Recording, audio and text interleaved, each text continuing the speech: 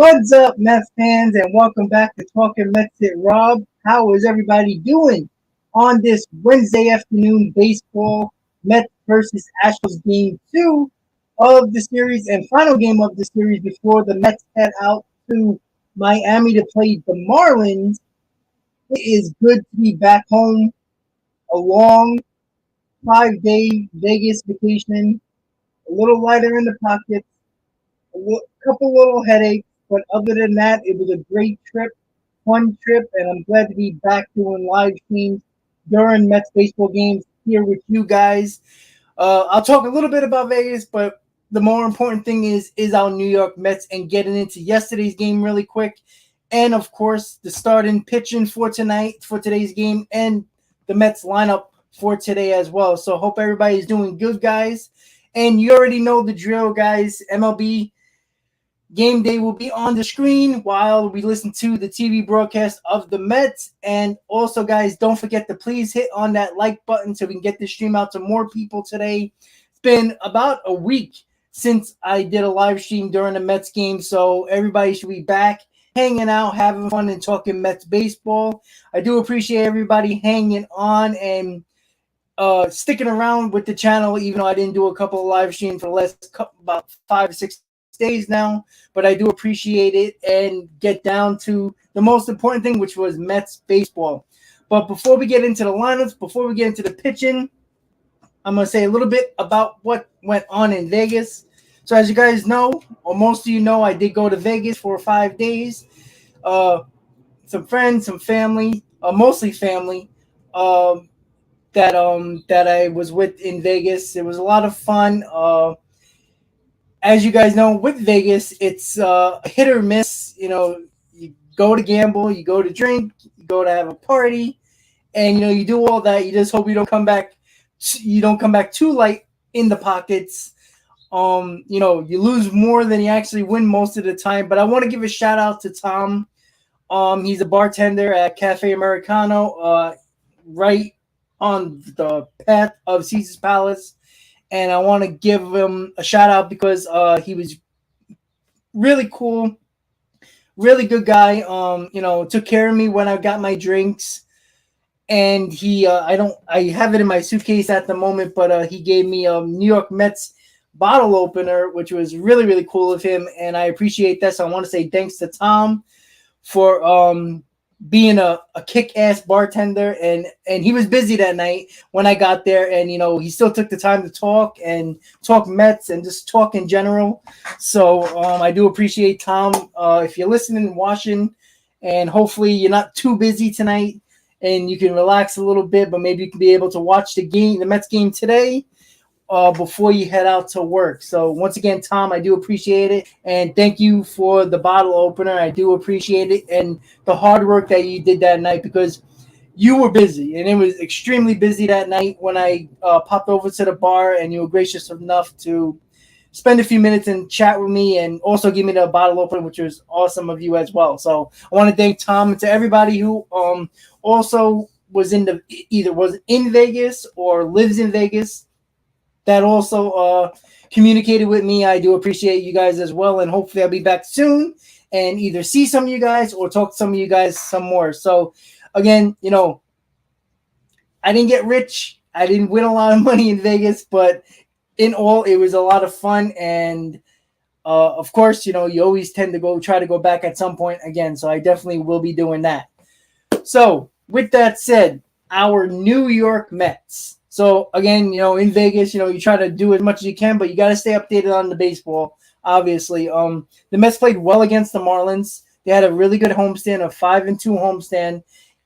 Can't complain about that at all. We still kind of kept our lead around 6.5, 5.5 games as it is now against the Braves, which is very good because considering 2 weeks ago when we had our 6-0 homestand, that was basically where we were at before the homestand, before we went 6-0, before that West Coast trip. We were hovering around 6.5 games.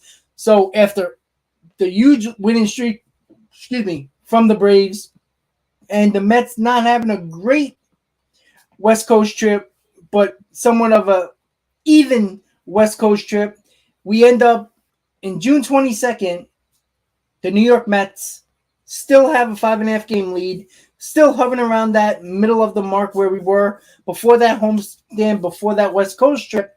And I don't think it's too, I think it's still amazing to see that this Mets team, without McGill, without Scherzer, and without DeGrom, still found a way to be 20 games over 500 as of today. 5.5 game lead, still with the best record in the National League, and we're getting Scherzer back at any time now. There's a possibility that he might pitch Sunday or Monday against the Marlins, or have another rehab start. I would personally give him one more rehab start, so at least when he comes back, you know he can give you 90 to 100 pitches, and that's what you want, because our bullpen is not really that good right now. Shreve was terrible yesterday. Lugo, right before he went on paternity leave, got beat up the last time he pitched, and you don't want to just have Scherzer for 4.5 innings, 65 pitches, and now you got to use your bullpen for the next 5. And we don't want that at the moment, but it's great to see that Scherzer came out of it healthy. And either if he does come up or has another rehab start, he looks healthy. He's ready to go. He was determined in that interview to say, I am healthy, and that's the big news that we wanted to hear coming out of that pitching in Binghamton yesterday. So that's the big news when it came to Scherzer. DeGrom pitched live batting practice the other day as well. He is on track. I wouldn't be surprised if you see him either if it's not right before the All-Star break, right after the All-Star break. So it's trending in the right direction. With it's technically 2 acquisitions that we're getting in the month of June and July with Scherzer and DeGrom, and there's nothing else you can ask for is to get those 2 guys healthy. And without those guys, you still are 20 games over 500, and the possibility of splitting the series with the Astros today. So, with that said, I'm going to say what up to everybody in the chat, and then get to your questions as quickly as possible. We got about 20 minutes until game time. So let's see. We got Alien, we got Brady, we got Robert, Ryan, Rocky, Nick, Bobby, a member of Talking Mets Rob, Subaru, Joseph, a member of Talking Mets Rob, John, Angel, a member of Talking Mets Rob, James, Webb, and again, Angel. All right, guys. So once again, guys, don't be shy. Say what's up in the chat, guys. You will get shout out in this channel, guys. We've got 28 people right now, so say what's up. Hang out for Mets pregame live and all the way through the Mets versus Astros game. That starts at 2 o'clock today. So let's see what everybody is saying. Alien said, "Let's go Mets." Brady says, "LGM." Robert says, "How was Vegas? Did you get rich from the casinos?" Well, unfortunately, I did not, which sucks. But you know what? You live and learn, right? As you know, you're probably coming out as a most of the time as a loss when you go to Vegas. So that's what it is at the moment. Ryan says, "Let's get the split. Let's go Mets." I tend to agree with that. Rocky, hey, what's up? Nick says we need to win today. Bobby says, so what do you think with Dom Smith call up? Think this is his last shot as DH before we look for another draft before the trade deadline? I agree with that. I wouldn't be surprised if something happens before the trade deadline. I wouldn't be surprised in the first week or 2 of July before the All-Star break. I think this is Dominic Smith's last chance to show that he can hit in the big league because he has not hit since the 2020 season, which, again, I don't take that very seriously. And he was terrible last year, and he's been terrible for the first 2.5 months that he's been in the big league this year. Now, hopefully, he got humbled a little bit by being sent down in the minors. I don't trust Dominic Smith to be the guy that he was in 2020. Some people still might. You know, that whole Dom squad stuff that people love about him. Listen, if he hits well, I'd be obviously eating crow and, you know, just put the foot in my mouth and say great, just like I did with Jeff McNeil. The same thing I did with Edwin Diaz. I would do the same with Dominic Smith, but I just don't believe it. And he's getting a chance to start at first base today with DH and Alonso. Let's see what Dominic Smith can do. We know we can play defense, but we need somebody to hit. either in the first base spot or the DH spot. Technically, mostly the DH spot, because we started with Robinson Cano. He's terrible. We gave Dominic Smith a chance. He could keep the DH job. Sent Dominic Smith down. We gave JD Davis a chance. He hasn't been, even though he's probably been the best out of all. That's not really saying much because he's still been a little over 200 overall. And then a little bit of Nick Plummer, which hasn't been as good either. So the DH has been a huge problem, but yet the Mets still found a way to be 20 games over 500, 5.5 games in first place without basically any production from the DH spot. And even though it's not a huge problem right now, it will become a problem later in the year, in the dog days of summer, in the playoffs. So that's what the Mets have to do, is figure out what they got to do. This is probably Dominic Smith's last chance to show that he can hit in the major leagues in a Mets uniform. If not, the Mets, I would not be surprised, sometime before the All-Star break, from now until the All-Star break, they might actually make an early move to get a DH spot. I don't know if you guys are listening to WFAN, but I believe it was Sal Licata or overnight. Obviously, you guys know I work overnight. I was listening to him. He says when the Mets needed the big bat in 2004, and that's way back, but in 2004, they traded for Richard Hidalgo early on in the season because they needed that big bat, and they did that. I wouldn't be surprised if the Mets do something similar in this aspect for a DH. No, I'm not saying to get a huge bat that's going to cost you the farm, but somebody who is either quality plus, some that's good but not great. Somebody, who has pop in the bat, who can bat you 260, not under the Mendoza line. That's somebody I would expect the Mets to get before the trade deadline. And if that doesn't work out, look to go elsewhere a little bit bigger, the Josh Bells of the world, hitters like that. Or, we talked about JD Martinez in the past. The Red Sox are in playoff position now in the wild card. So who knows what they're going to be doing. So we got to look at a big bat like that, but I wouldn't be surprised if the Mets make a small move that might bring a pretty decent bat in a DH spot to see if they get lightning in a bottle, because Dominic Smith and JD Davis has not been cutting it. Dominic Smith seems to get one more chance, and I agree he should get one more chance. But if he fails over the next week or two, it's time to look elsewhere and do what you got to do to make that DH spot better. Joseph, thank you. I'm glad to be back. Subaru, let's go Mets. John says, yo, what's up? Angel says, hi, Rob. Excuse me. Let's see. James says, I'm glad you're back. Webbs, what's up, buddy? Angel says, Rob, with 3 days off coming up, I think Max can make his next start here. The bullpen will be rested.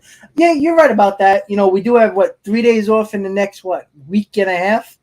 We're off after this series. We're off after the Marlins series. So it's actually good that they have the next three. I mean, it's a weird 3 days off. But you got to remember, the Mets have been on the West Coast so much in these first 2 months, or 3 months for that matter, that all these days off are coming at a great time, actually. You're getting a little bit into the summer months now. Your team might be tired. We do got the older team in the league, so you want to rest those guys up. And, you could put Scherzer just because your bullpen is rested as well. But I'm not too concerned about the rest, more to the fact that, we know the bullpen is not great. It's I would say average at best, maybe a little bit better than average. You don't want to waste a Scherzer start with just 4 innings and pray that the bullpen holds on. That's one thing.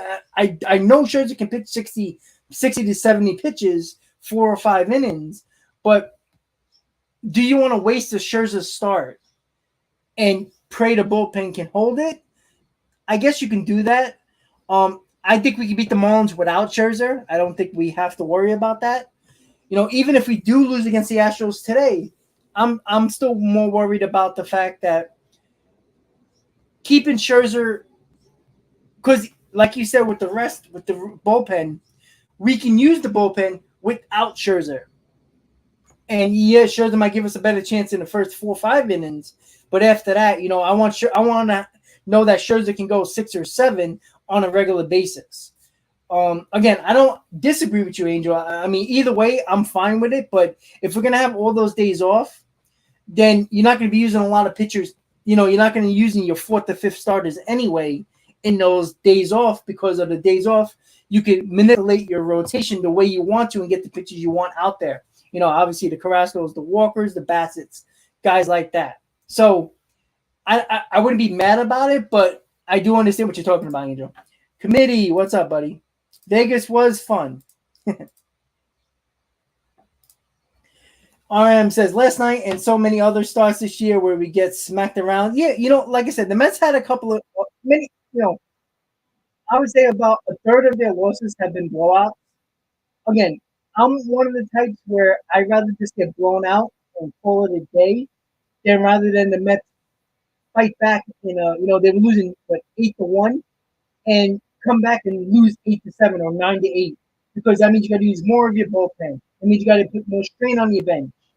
And with all that effort, yes, we love to see that effort, but we noticed with a lot of those comebacks early on in the season, we had to extend our bullpen a little bit more, because now that we caught up in a big lead that we were losing by, we caught up. Now you got to use your bigger arms, and there's no guarantee you're going to win that ball game. So I'd rather get blown out like we did yesterday, not use our big arms. And you know what? We got Carrasco on the mound today. He's pitched well for us the majority of the year. I'm not too. I like the Astros lineup, but it's not as crazy or as tough as it was years ago. And I think we can. I think Carrasco can control that lineup, and I think the Mets can score runs against this Astros pitching staff. They're not great. They're good, but they're not great. But you're right about the whole Bassett, Carrasco, Walker. But they've been holding it down. You know what I'm saying, RM? That's what they've been doing. And like you said, it's just a matter of when you're getting blown out, don't extend the arms, don't extend the bullpen. But when you got Carrasco going, you're gonna have Bassett going in a day or two. It gives you a chance already to win a ball game, because you have a pretty good feeling they're going to pitch well, and that's the way I feel about that right now. Yeah, Angel, I like Josh Bell a lot. He turned it around ever since going to Washington. He's not just a big power bat. He's hitting for average now. I believe he's still hitting over 300, and he hits for power. Again, are the Nationals going to be a pain in the ass in trying to get him because they don't want to trade him to the Mets? Do we have to overpay for him? I don't know. I guess if that's the big bat that you want, I guess you can, slightly overpay. You don't want to give too much. We just got to see if the Nationals are willing to do it. Grant, buddy, what's up, man? Sorry about that game yesterday you were at. Oof, that was a tough one. But at least you got to see your Mets in person in the state of Texas, in Houston. So that's great.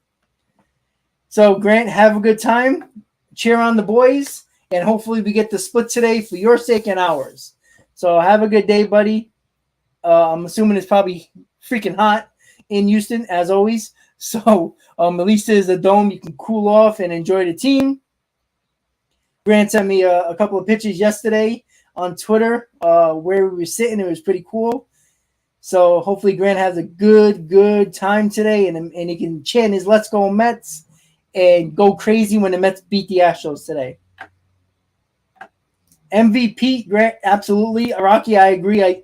Look, Pete Alonso's going to have a little bit of a test with Mookie Betts. Mookie Betts is on the injury list right now, so that helps Pete Alonso for sure. But listen, it's not even July yet. There's a whole couple of months to go, whole season to go. A little less than 100 games, 95 games or so. I'm not 90 games. Yeah, 90 games left for it. So it's like there's a long way to go. Everything you see here, Pete Alonso has been MVP material. He's definitely top 3, probably top 2.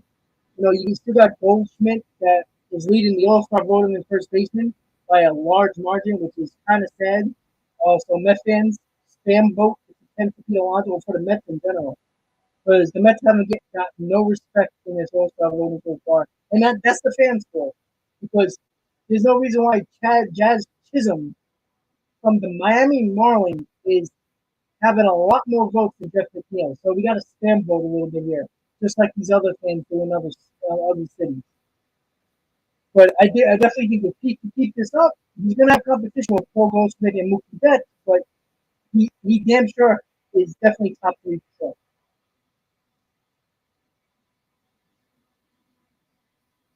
right, guys, I'm sorry. I got a couple minutes left, so I'm just going to go through it really quick.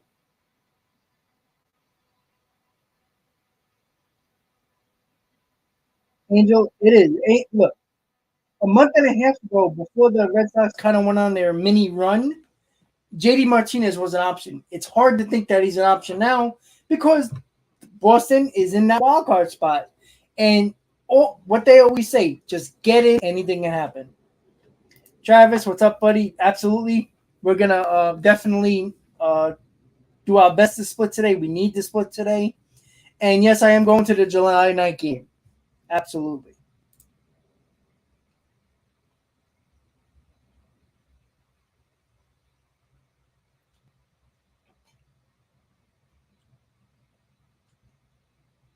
Yeah, well, yeah. Like I said, I know some people's like it's not a must win; it's a must win. I think it's not. I wouldn't say a must win, but it's an important win. One, you're facing a really good team, so you always like to beat them or at least split a series against them. Just we know the Mets are a good team. We know the Astros are a good team. No matter if we win or lose, it's not going to determine how we do in the playoffs. But it's nice to see us. Like yesterday, it was like, wow, we got dominated yesterday, basically. In the game. Yes, Trevor Williams was pitching. We so you can't really say, they beat up DeGrom or they beat up Scherzer. They beat up Trevor Williams and Chase and Shreve. But I think it's important for a win today, just to get out of there with a split. Like not really survive, but just get out of there, knowing that you're not losing any ground to the Braves or possibly gain ground with the Braves going into the Miami series in Miami. So. We'll see. The Astros are a good team. I think the Mets can. They got a good chance tonight with Carrasco on the mound, and I think the Mets will win today. They always surprise us all the time. When they lose 2 in a row, everybody starts to go, "Oh, here we go." The Mets This is the 71st game of the season. In 70 games, the Mets still have not lost 3 in a row. The only team in baseball that has not lost 3 in a row yet. So. Every time you think, oh, here we go, the downspin, the 2 games lost against the Dodgers, the first 2 games of the West Coast trip. Everybody go, oh, here we go, long loser streak. This is the June swoon. And then the Mets come back, win the next 2, win the first game against the Padres, thus lose the series, but found a way to win the Angels series and come back home and go 5-2. So the Mets have been resilient all year. And there's no reason why I shouldn't think we could be resilient. Hector, what's up, buddy?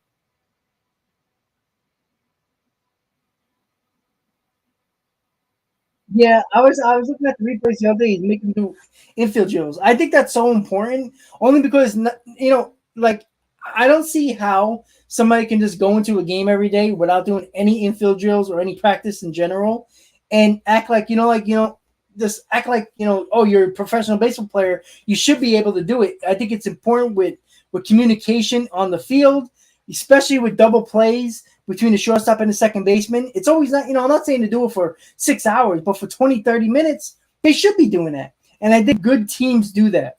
It keeps them fresh. It keeps them alert. The communication is good. And that's one thing about the Mets this year. You notice, especially up the middle, the double play combination has been great. In years past, Jeff McNeil hasn't been a great double play guy. He's had problems turning double plays. If it's not, feeding the ball properly to the shortstop or catching the ball, getting the ball from the shortstop to turn a double play. His footwork is better this year. His timing is better. He's quick getting the ball out of the glove. Jeff McNeil has been totally different than when he was in the last couple of years. And when you're strong up the middle, and that includes center field, and that includes the rest of the defense, When your defense is good, your pitching is going to be better, and you're going to keep your team in the ballgame. That's what the Mets have done all year, Hector.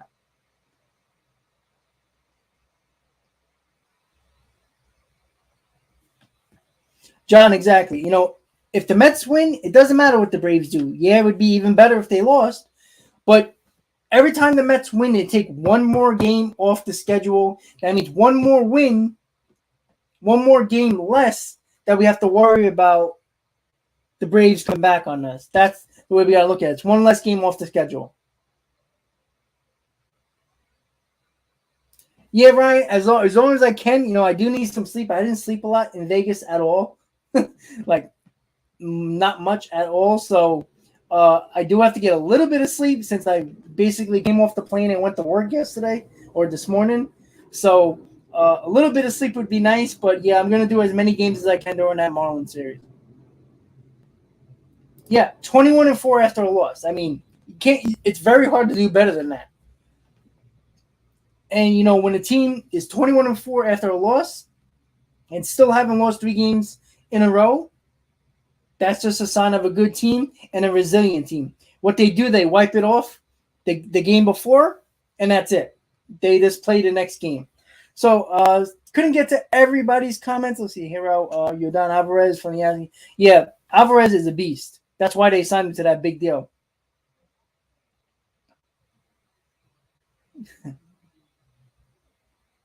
Game is just on my right. Let's see. This one, yes, it is.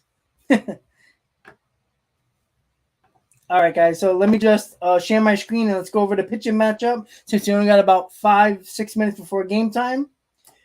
So I'm going to share my screen as always. Just give me a second. There we go. All right, guys. So as you may or may not know, Luis Garcia is pitching for the Astros, and of course, Carlos Carrasco is pitching for the Mets. The Mets lineup today is Brandon Nimmo leading off, playing center field. Starlin Marte, right field, batting second. Lindor, shortstop, batting third. Pete Alonso, DHing, cleaning up. Luis Guillorme batting fifth, playing second base. Mark Canha, left field, batting sixth. Eduardo Escobar, third base, batting seventh. Dominic Smith getting the start at first base, batting eighth. And Tomas Nido catching, batting ninth. So that is your Mets lineup for today against Luis Garcia of the Astros. For the Astros, they got Altuve playing second base, leading off. Brantley DH batting second. Bregman playing third base, batting third. Alvarez left field cleaning up. Tucker right field batting fifth. Gurriel first base batting sixth. McCormick center field batting seventh. Castro catching batting eighth. Dubon shortstop batting ninth. So that is your lineup for the Astros against Carlos Carrasco. So that is your Mets lineup and your Astros lineup against Luis Garcia of the Astros and Carlos Carrasco of the Mets. So I'm going to put the lineups below, scrolling across the screen throughout the game so you guys know who is the pitching on the mound and who is in the lineup for our Mets today against the Astros. Game 2 in the final game of the series. See if the Mets can get a split after a terrible game yesterday. A lot of home runs went out for the Astros, and the Mets just didn't have a chance. They did have one chance in, I think it was the third inning, when they had bases loaded, 1 out, and Escobar struck out, and then Davis struck out. That was the only moment in the game where they had an opportunity to come back in this ball game. But it seemed like after that 2 strikeouts with the bases loaded, it seemed like the Mets were done in that game. And, yeah, it wasn't very good. Thank God I was at a bar drinking a couple of beers, watching the game in Vegas. Made me feel a lot better. So we're just waiting for the game to start. We got about a couple of minutes. You got Carrasco warming up in the outfield right now. Against the Marlins, he was 6 1/3, 8 hits, 3 runs, 2 walks, and 7 strikeouts with 98 pitches. So he was very good for us. Robert, a member of Talking Mets. Rob, how you doing, buddy? Robert, I didn't come back a millionaire. Unfortunately, Roberto, I didn't come back a millionaire. Unfortunately. About the Mets, listen, we're 20 games over 500, 5.5 games at first. We're still a resilient team. We're the best team in the National League, the second best team in baseball. There's not much to hate about this team. teams are going to lose. It's that simple. The Yankees lost yesterday. Look, it's very rare that the Mets and Yankees lose on the same day. It hasn't been often. I think it's only been 4 times this year. The Mets and the Yankees lost on the same day. So New York baseball has been very, very fun for us. Ken, I don't know why you hate on Escobar so much. He's been the best player on this team. Yeah, his uppercut swing is absolutely disgusting, and he just continues to use that uppercut swing, and it does look ugly. I'm not going to lie about that. It's terrible, actually. So I'm just going to change into game mode. Check out the comments before the game starts. You got about 5 or 6 minutes until the game starts. Yeah, we all know about Mr. McNeil, Angel. You could tell the difference in the lineup. I mean, Luis Guillorme's batting 5th. I mean, I don't think he should be batting there. I think you should move Kana up in the 5th spot and then, figure out what you're going to do 6 through 9. But, yeah, I don't like Guillorme batting 5th behind Pete Alonso. I mean, there's not a lot of protection at all. But, again, when McNeil is not there, the lineup is a lot shorter. And you can see this lineup without McNeil, it doesn't run on all cylinders, so to speak. So, but you know what? I'm intrigued to see Dominic Smith back in the lineup, back from the minors. I know he came up a couple of days ago, but I'm glad to see him getting a chance again because this is his last opportunity. There's no more games. Get it done or your ass is out of here. It's going to be that simple. I really like Dominic Smith defensively. I think I know we had a couple of comments in the media.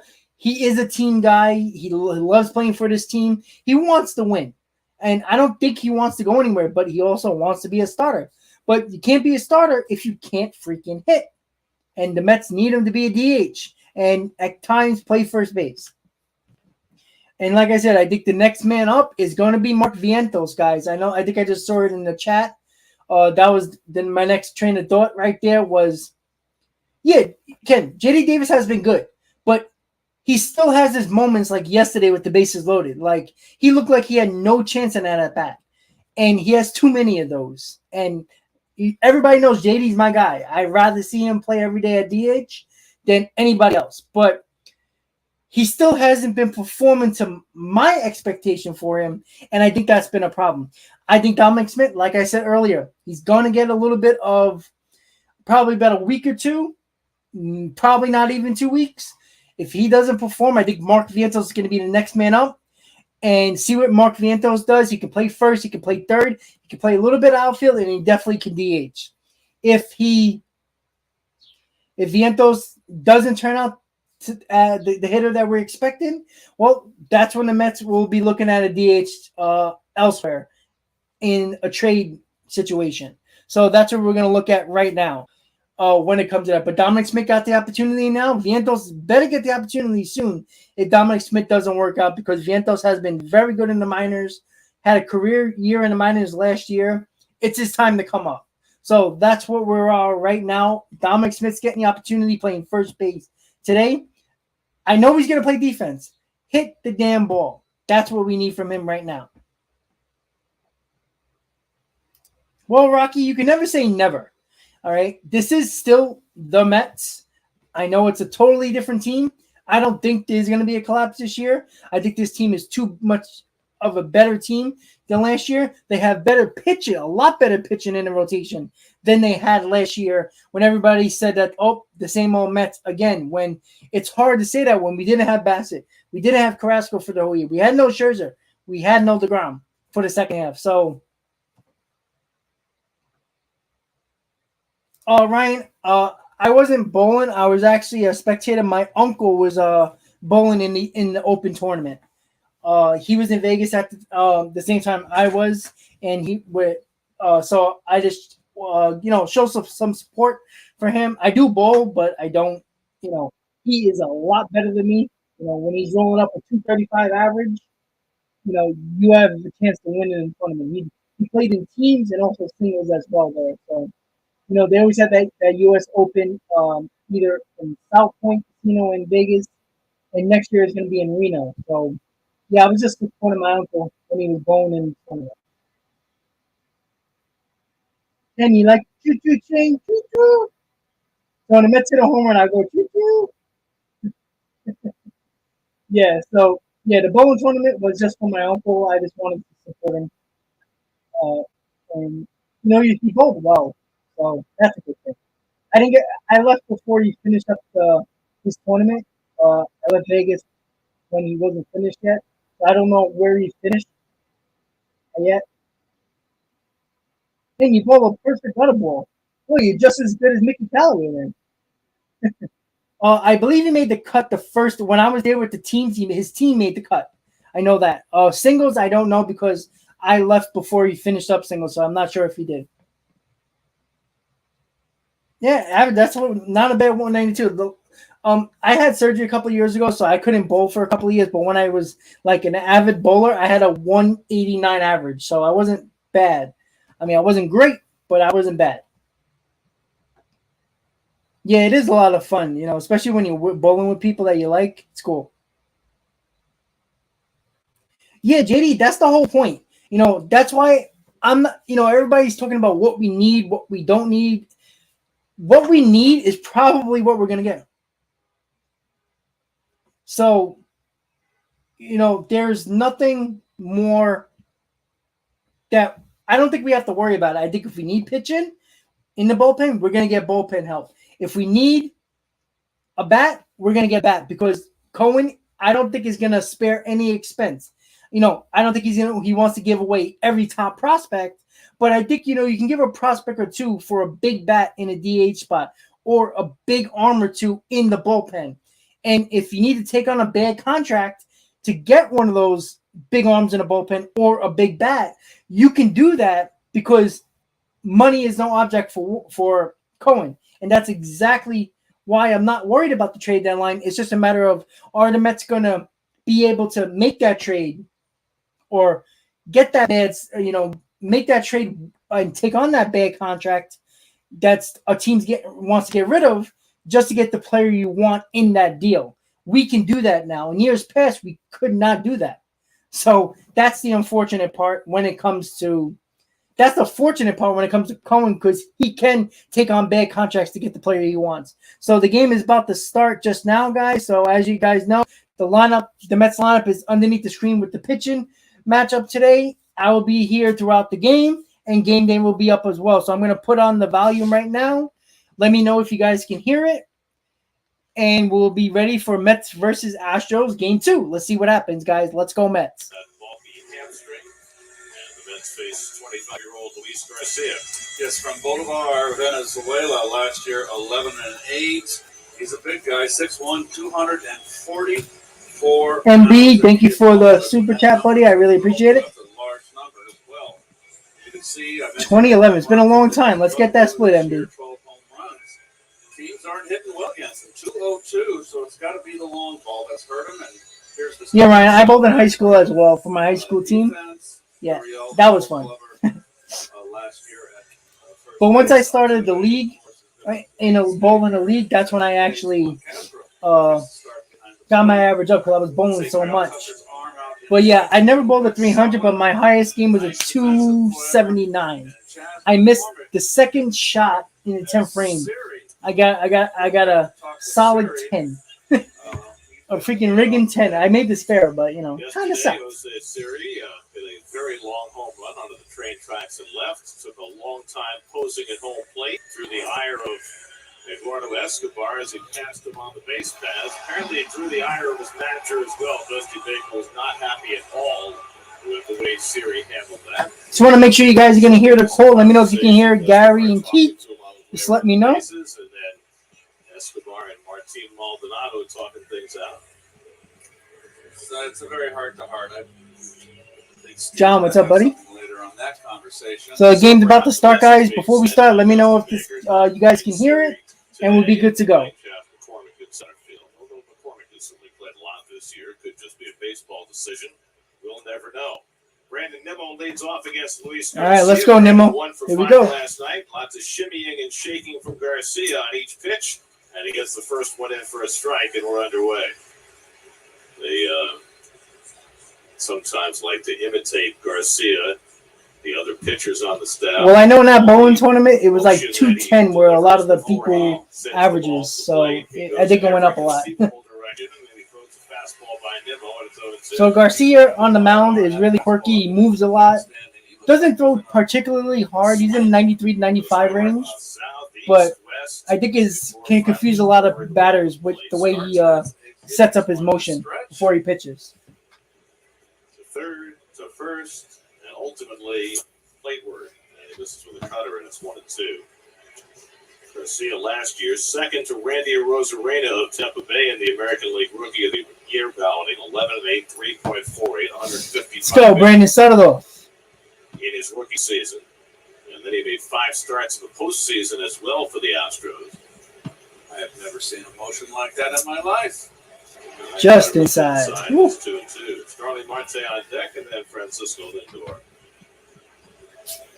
I love it. I wonder whether he is dancing to some kind of a musical beat, whether there's some music in his head as he strides left, right, back, and center. That's often. Cha-cha-cha. Line the other way. And that's a base hit through the shortstop. There we go. Good start. You hear all those Met fans in Houston. Love it. I played basketball. I didn't play football. My high school didn't have a football team, so I just played basketball, baseball, and bowling. 2, 3, 1, 2. Cha-cha-cha. Good start by Nimmo leading off. Very upright pitcher, too. Not a drop and drive guy at all. Put some runs on the board early. Leadoff man on here, Starling Marte, 0 for 4 last night. 277 for the year.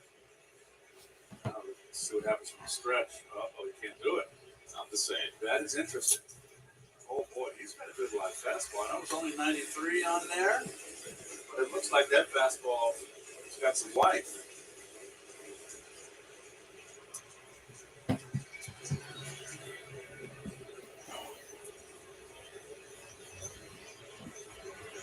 Garcia's issue this year has been the home run ball. 12 home runs allowed in 66 innings this season. Comes off a real good start his last time out against the Rangers.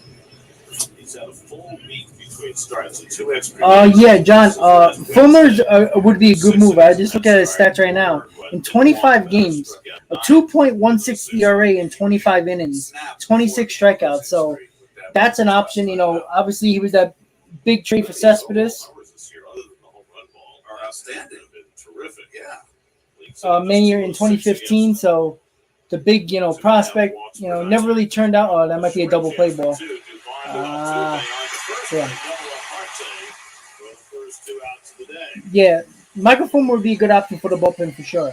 Never turned out to the starter that everybody thought he was going to be, but he's been a very good bullpen on for the Tigers. That's an option that we can look at as well. Fulmer wasn't really an option early on in the season. Thinking that, you're thinking about many other bullpen arms, but that's one of the bullpen arms we can look at. He's a powerful arm, only 29 years old.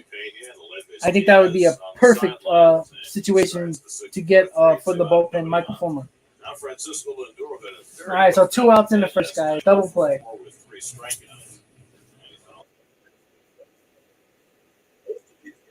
Yeah, Ken, Nimmo's just never been a base stealer, unfortunately. The one time he did in Anaheim, he got thrown out at third, which wasn't the best of ideas, but he's just not a base stealer. He got speed. I don't know if he never can read a pitcher. That's probably why. Come on, Frankie.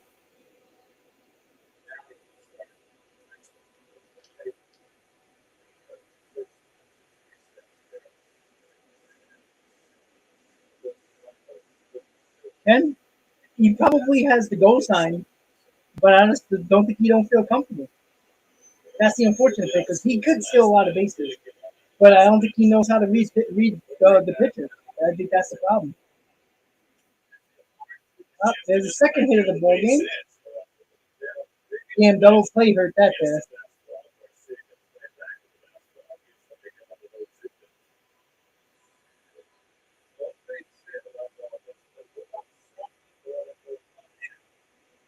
I agree, Roberto.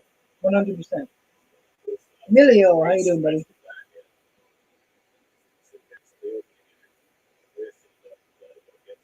All right, so we got the hot bat of Pete Alonso, 285, 20 home runs, 65 RBIs.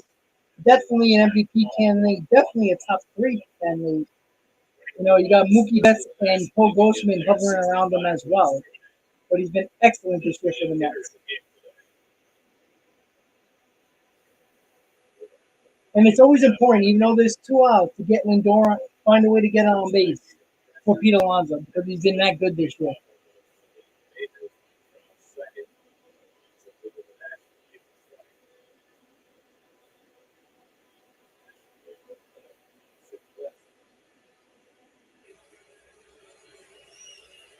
Come on, Pete.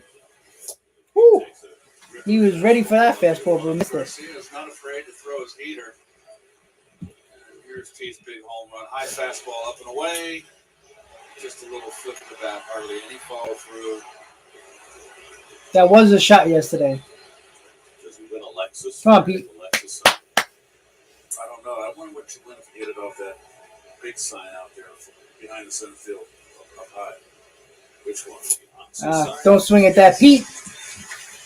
I want to venture a guess.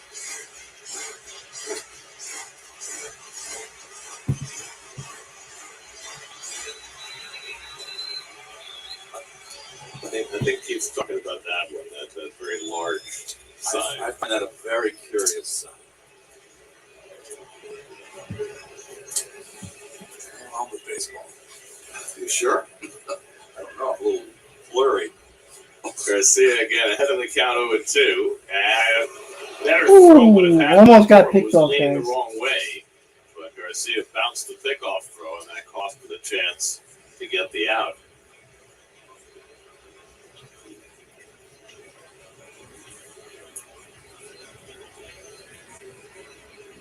So much easier for the left-hander, the glove on the right hand to make that tag. Come on, Pete. Let's go. 0-2 to Don't swing at them nasty sliders. Another pickoff Oh. try, and that was a better throw, but Lindor that time was. Woo-hoo.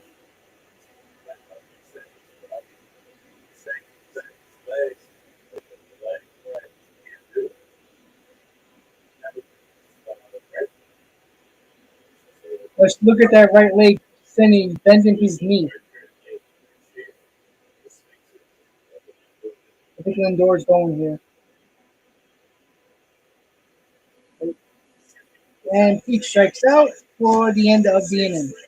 Alrighty, guys. So we're going to the bottom of the first. No score. The Mets will get 2 hits, one from Nimmo, one from Lindor. Carrasco is coming on the mound. So I think James was asking about the Mendoza line. So if you don't know, Mario Mendoza, I believe he played for the Pirates. If I'm not mistaken.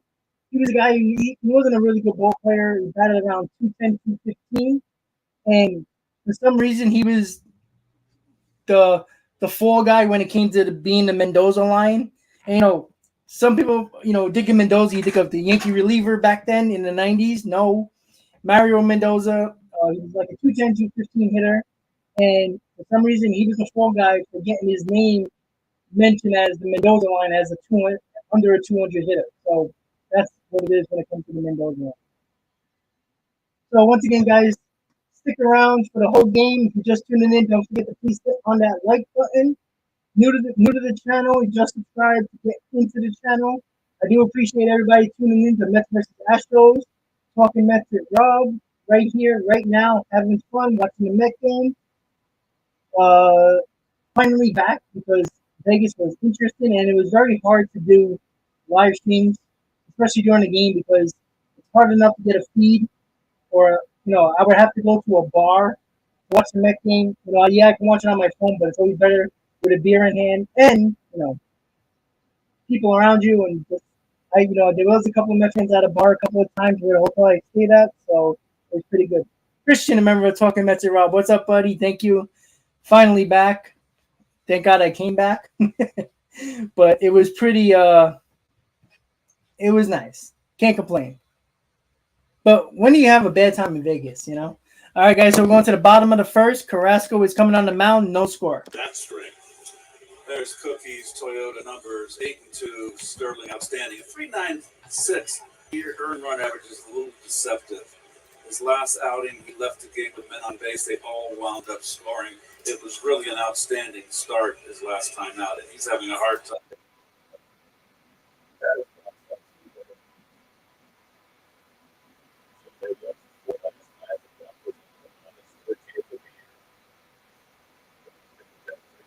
All right, coming to the first pitch.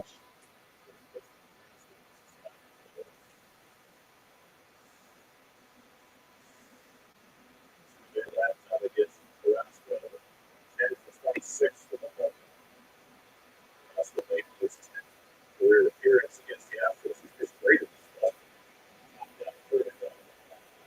Four career starts for Cookie. And a big part he is a two club run, 60 away in those four starts. Impressive. So really yield so well. See what he said. Terrific offense. Jason, but that happens more often than not. So I think you gotta, when you go to Vegas, expect to lose, because then you won't feel as bad.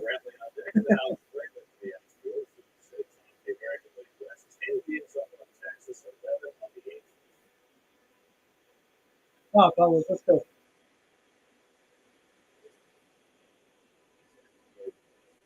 You know what, Todd? It's funny. The first 2 days we were there, it was over 100. But the last couple of days, it was in the 90s, like low 90s. And with no humidity, it was pretty decent, honestly. I mean, this week it's all over 100, so I missed out on that crazy festival. Yes, Richie, I think Met fans got to do better spamming of his vote, because unfortunately, McNeil and Pete Alonso should be head, or at least Pete Alonso should be ahead in the voting for first base. McNeil, I can see him hovering around first with Chisholm, but man, we got to do better, guys. Keep voting, guys. And damn, that was just inside. But yeah, guys, when you can just vote, I think you vote up to 4 times a day, if I'm not mistaken. So just keep on doing it. Change your emails. Keep on doing it, but vote. 30th start at Segundo Base. In our outfield out there, Marte Nimocana. Good. There's Dom. Just recently back. Base hit last night. Tenchet in the lineup. Mets have made 35 errors this year. The Astros have made only 33. Here's Michael Bradley, Carrasco's former Cleveland teammate, 2 for 5 last night, and he takes a strike. Bradley is .299 for the year, which is right at his career average. He has just been a marvelous hitter for a long time. For a long time, maybe the most underrated hitter in baseball, because he's not a huge home run guy, and he was so often injured in his Cleveland days. Altuve just got back. Dom thinks They might have got him. They're checking it. Tells the dugout to check it. Both pitches got nasty pickoff moves. Left-handed first baseman, that glove, catching it and making the tag all in one motion. Nope. When Sherlock says, no, we're not Didn't get him. But here's the play. Ooh, they might have got him. Swept back further. He might have had him. He might have beat him to the bag. Like he got the pinky, but the index finger got in first. They got the base to the big ones, but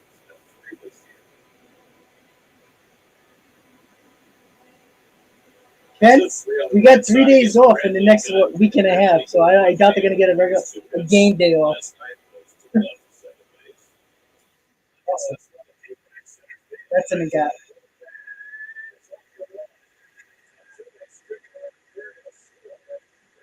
No, that's not a good start. A walk in, a double RBI. Oh, they are a good hitting team.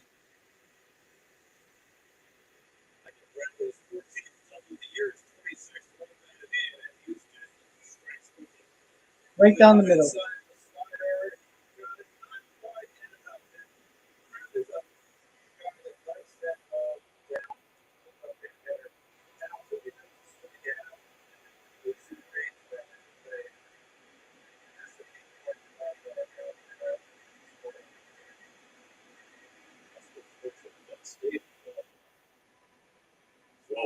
RBI double. Alex Bregman, the batter. Bregman 2 for 3 last night. Yeah, I honestly think he was out. Well, Carrasco had big problems in the first inning last year.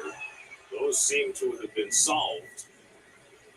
But he gives up the first inning run today. See if he can limit the damage to just one. But with nobody out and a man on second, it can be easy. With Bregman coming up, Alvarez trying to get his first out. But he misses with the slider to Bregman. It's 2-0. Carrasco really leaned on his slider in his last start against Miami. Threw it 33% of the time. The season, 23%. It was great in that start against Miami. Uh-oh. That's gone. This one's going to sail out of here. Jesus. Alex Bregman with a home run. That's not a good sign. Leaving the ball right over the plate.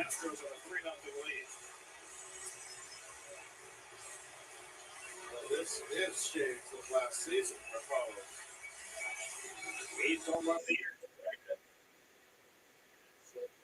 Well, at the very least, we need some length from Carrasco, though.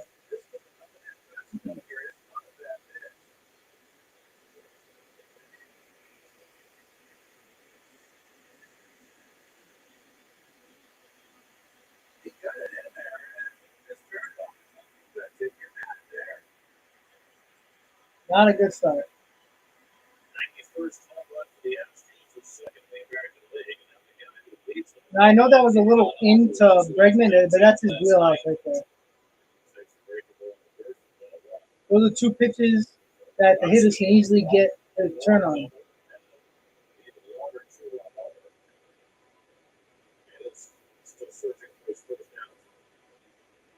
Come on, Carlos.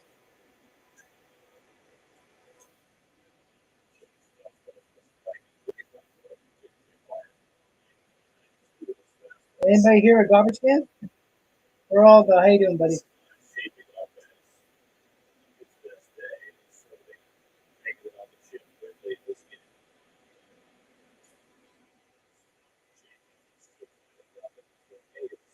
Listen for the garbage can.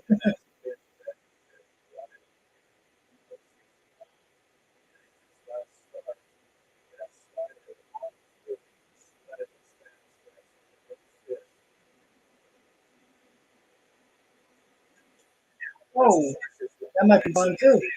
Yep. Wow. That's.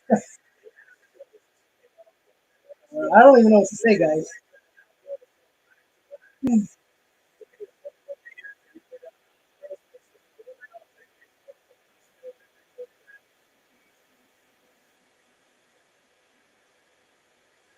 Wow. 4 runs without an out yet. But it was another ball left over the plate. We could talk about sign stealing or not. I mean, any Major League Baseball player will hit that ball over the fence. I mean, the balls are right over the plate. Second home run of the Look at that, series. right over the. Oh God, that was a hanger. Like a change up here, and he just stayed back. Alvarez, and what I've seen from him, Gary, is a very, very quick bat. He's having a remarkable season. 20 home runs, now 50 runs driven in. Oh, that's not the way you want to start.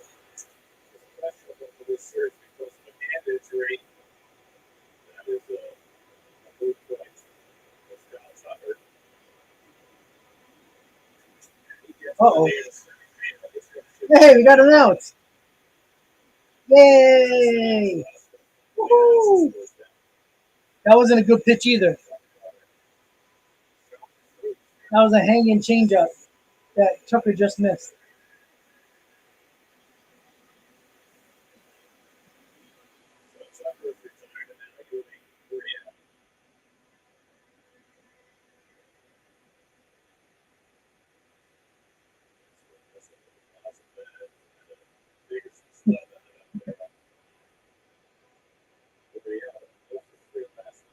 Come on, Carlos.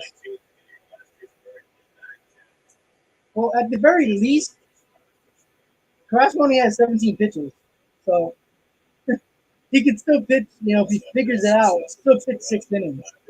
If he figures it out. chases that slider, and it's 0-2. Oriole just does not look right. 3:19 left.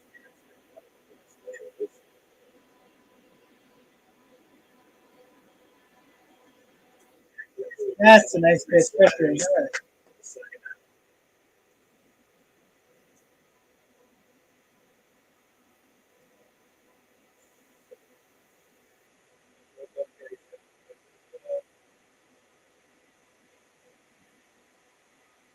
Well, guys, don't count this team out. If Carrasco figures it out, the Mets can come back in the quarter.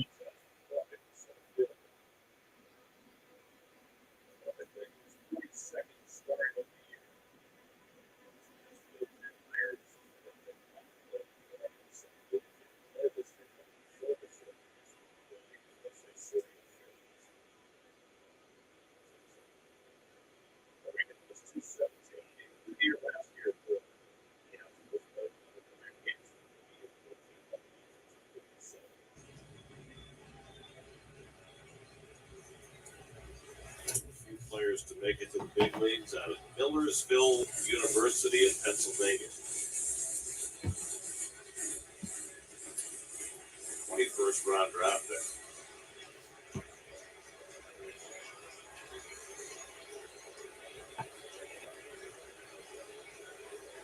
Carrasco behind at 2-0. And McCormick takes fastball for a strike, 2-1.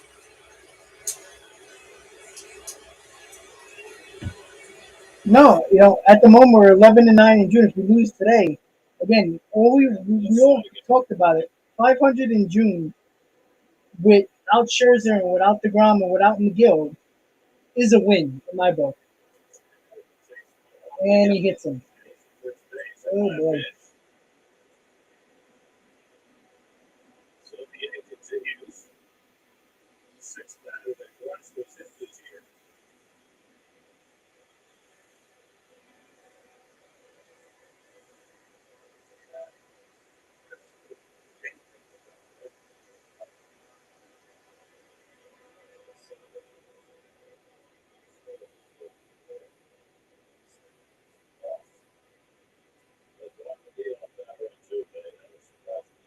Only 23 pitches. Began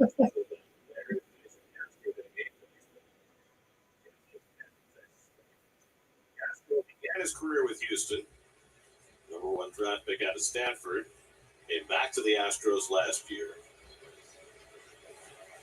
Now Come on, Carlos, get out of it. Come on. 7 years old. Excuse me, 35. I tacked 2 years on it. Don't ever do that to an athlete. Back foot slider and 7-2. How about a broadcast? Did I say you're 73? So then I could say how good you look for 73. But everybody said I looked pretty good for 68. I said you were 85. Then they'd say, unbelievable. You must have had work done. I don't want to be part of 85. 0-2 to Castro. With McCormick at first, and Carrasco checks in on him. 25 pitches already in an ugly first inning for Carlos Carrasco.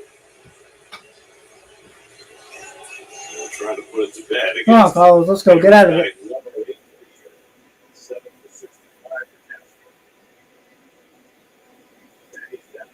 All right, it's only out of the first inning there. So the Astros get 4 runs in the first, 27 pitches for Carrasco in the first inning. Clearly didn't have it in the first inning, but he is a veteran. You never know. He can come back and figure it out. But he's got to keep it to 4 runs because then I think the Mets can still come back. We already got 2 hits in the first inning. Unfortunately, the double play ball by Marte hurt that inning. But the Mets did hit Garcia a little bit. So we'll see if the Mets can come back in this ball game. They've been very good at coming back this year. Why would you think that they cannot? We'll see. So going to the top of the second, Mets are losing 4-0. But it is only the first inning going to the second inning, so we got a lot of time to score some runs. Yeah, it's true. Garcia's not a great pitcher, but he's pretty good.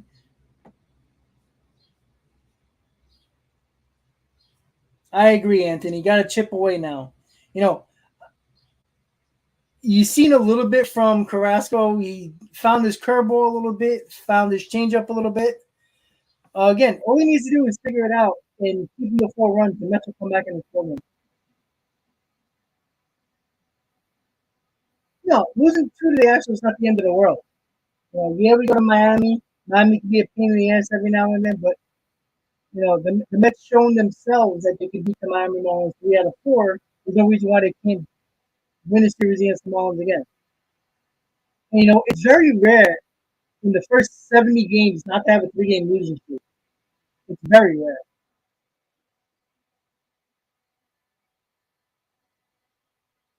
So, but you know what? It's possible it can happen. It's not the end of the world if it does happen.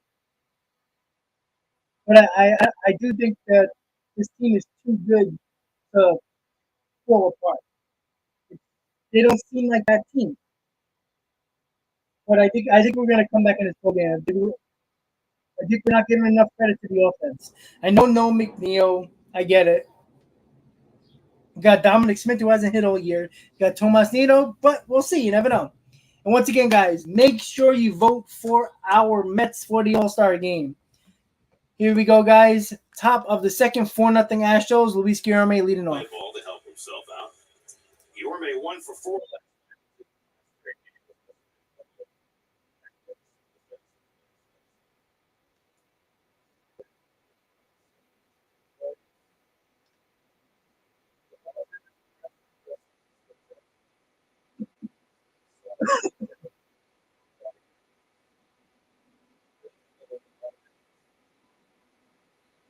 Start chipping away, boys. Chipping away.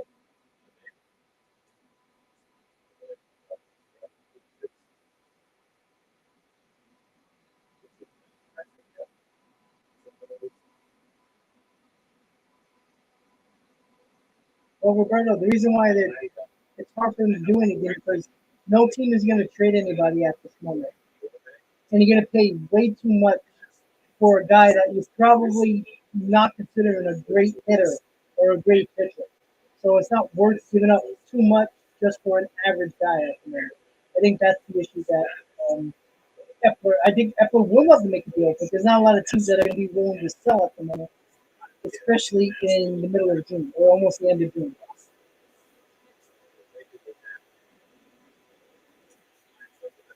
Right at shortstop, that was in the ship. That's a basic any time in baseball history until the last couple of years. That's up.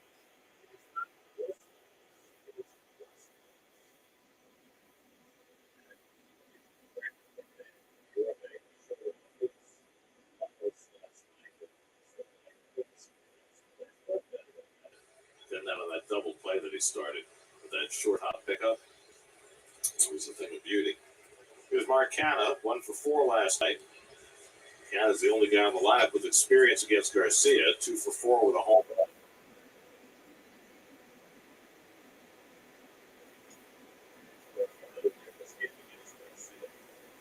That is true.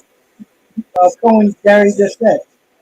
They did hit the ball hard a couple of times already in the first 2 innings. You just gotta find the hole. That's what they gotta do.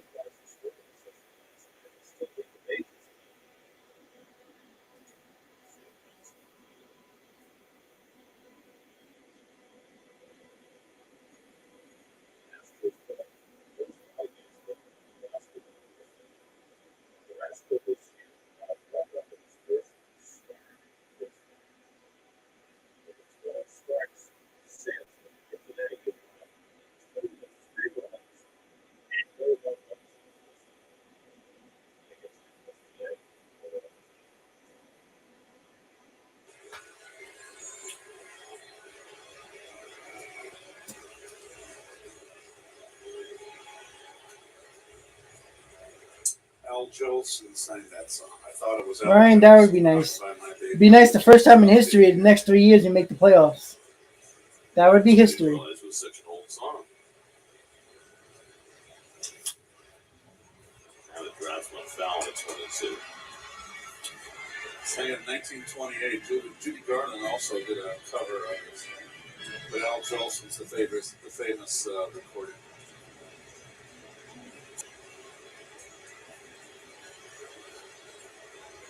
It's 1928. That's almost 100 years ago now. Isn't that amazing? It's long before the LP or the 45, much less the cassette CD or MP3.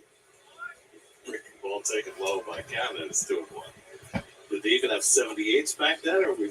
A 70. I got two 78s. I've got Moby Dick with Charles Lawton playing Ahab and doing the narrative.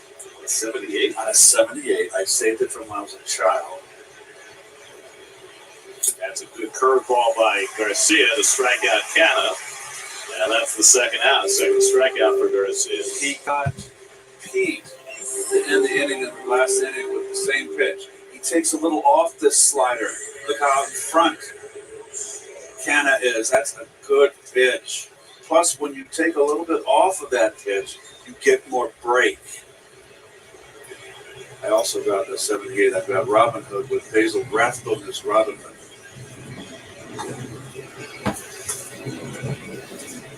There's Eduardo Escobar.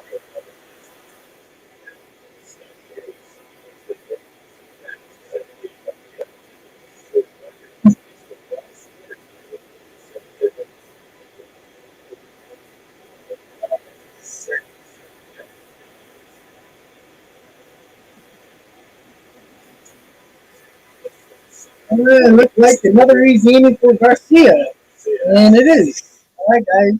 On the second, 4-0. Yeah, I think too many people are panicking for no reason. I mean, teams allowed to lose 2 in a row, even allowed to lose 3 in a row. It happens in baseball, but you can't have. It's hard for a team to come back in ball games when the pitcher gives up 4 runs in the first inning. I mean, it's hard. You got to be pretty good chance you're going to have to go deep in your bullpen again today. That sucks. We're off tomorrow, so it really doesn't matter. You're going to have the rest, but still, it's kind of annoying. But the Mets have these games. This team's very unique. Like, a third of their losses, probably a little more than that, have been blowouts. And, if you want to consider that a bad thing or an odd thing, or obviously it's not a good thing, but it's kind of odd, honestly. For a team that gets blown out a third of their losses, it's weird to me. But they have the most shutouts in the league, so it kind of balances out. It's very odd to me, but they figure out ways, and that's how they won 45 games this year. Well, I think we're going to go after a hitter. But, for everybody who's like, why haven't the Mets done anything? It's hard to do anything now. Because if you try to do something now, you're going to pay a premium. Because teams are not trading anybody yet. It makes no sense for them to trade at the moment, because why would they? If the Mets are the only one calling, and say if it's Josh Bell of the Nationals are going to be like, okay, give me Mauricio, give me Vientos, and give me Dominic Smith. You're probably going to say no, right? The reason why they're going to ask for that much because there's no other competition for Josh Bell. At least when you get closer to the trade deadline, you have other teams fighting for different type of deals when it comes to that specific player. All right, guys, bottom of the second, 4-0 Astros. See if Carrasco can figure it out. 12 starts without allowing a first-inning home run. He allowed 2 of them in the first inning. His first pitch, breaking ball in for a strike to the.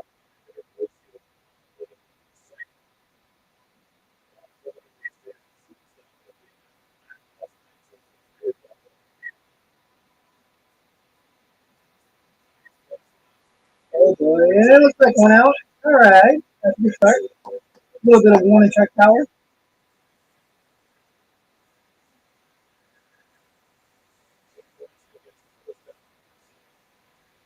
And I agree with that. I heard Brandon Tierney say that. That's the funny thing. Because, you can't say, well, the Yankees play a lot of inferior teams and then say they're the best team in baseball. Record-wise, yes, obviously. But are the Yankees really that good, or are they just better than the bad competition. Because I still don't think their rotation is that good. Nestor Cortez is finally coming back to reality. And you see the difference when a league tends to see you a little bit more and knows what you're doing. It is only his 21st walk in that first inning of the season. He's a hacker. He likes to swing the bat. Very aggressive hitter. And his OPS against fastballs this year is in the top 10 in the majors. 1,000.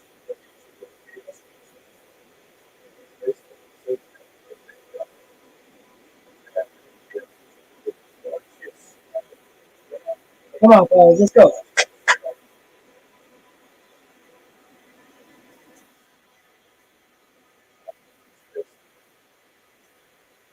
I don't think the AL East, as much as people talk about the AL East being that good, you see how the Rays are. They're it's like they threw a bunch of food in one bowl and just mixed it. They're an odd team. Toronto, I thought they'd be better. They got a great offense, but their pitching is still suspect. And I think that's the problem with those teams. There's a lot of flaws with those teams.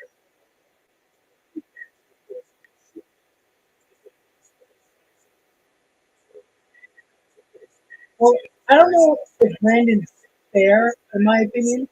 I think he has too much sarcasm towards the Mets. I think it's more sarcasm than it is being fair, because he loves to bash Mets fans. Anything. Got power. So that last night, his 13th home run. Drives this one out to right field. All right, this might be gone. Warning track right at the fence. Woo! Just got it at the wall. Taking one out the other way that Well, time. that's kind of a Yankee Stadium wall. It's a little couple of feet more back than Yankee Stadium, but it's nearly a home run. Those are two easy outs. They should be. He's getting his heart's getting tested here. He's had a couple close.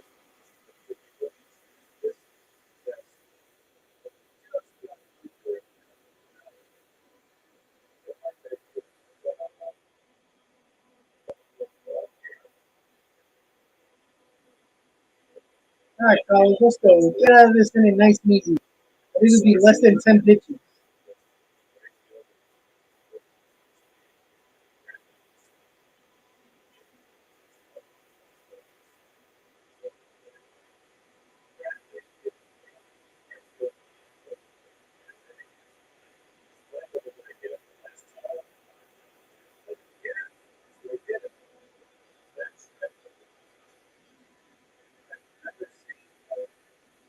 They're talking about the outfield defense.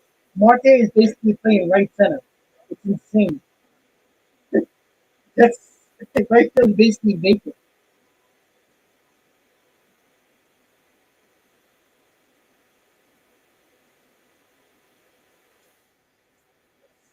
And it should be out of the inning here. And yeah, all right. 1, 2, 3 inning. Less than 10 pitches in that inning.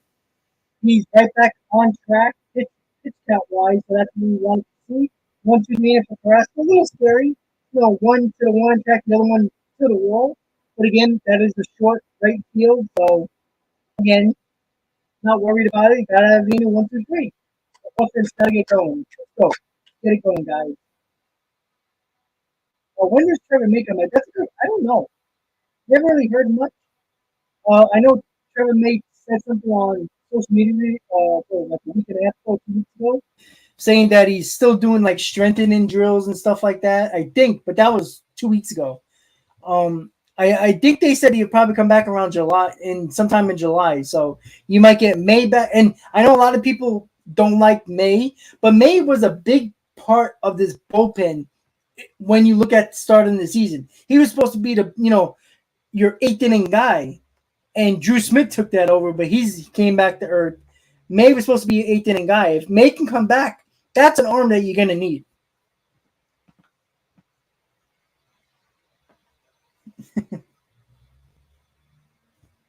Yeah, I didn't get in the first time. You had to let me in the second time. I had to apply twice. That's messed up, Ken. Next time, accept me. Yeah, honestly, we can get another power bat and still not be a big home run team. Like Alonso was the home run guy. That's it. If you get a second guy, that's normal. That's a normal lineup. This Mets lineup is very unique. It's not a home run hitting team. It's a RBI producing team. It's a situational team. It's a team that will steal a base, that will sack fly, that will bunt the guy over. They're a team that I consider them. This is what I call them. They're a gap hidden team, and that's what I think they are. But like I said, Drew Smith took over that role even before May got hurt. And, like I said, the bullpen hasn't been bad as probably all of us expected. And I think we got to be okay with that. All right, guys, so we're going to the top of the third. Dominic Smith up. And Dominic Smith gets a base hit. He's going in the gap. Here we go. That's a double. All right, Dom. Here we go. Come on.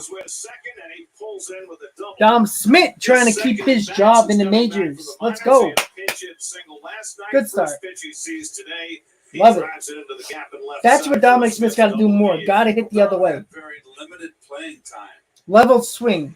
Nice. Get the fastball. Really, that's a ball you could pull or opt to go to the opposite field. Had a lot of plate up. Well, Ellie, you got to do a lot more than just one hit. So He's got to keep it up. To play, get some at bats. Get it back into a flow. Played 15 games for Syracuse before his recall, and now he's 2 for 2 since coming back. The RBI machine, Tomas Nido. Yesterday, Nido's been clutch with runners in scoring position, and he's bunting. Okay, all right. Looking to push it to the first base side for a hit. He's not sacrificing. Well, Jason, they didn't pick up one bat; they picked up 3 bats. They picked up a whole new outfield. The guy's at 353 with runners in scoring position. No, maybe Dominic Smith just needed a wake-up call. And listen, there's no bigger wake-up call than getting sent to the minors as a major leaguer. Couldn't tell who he was talking to.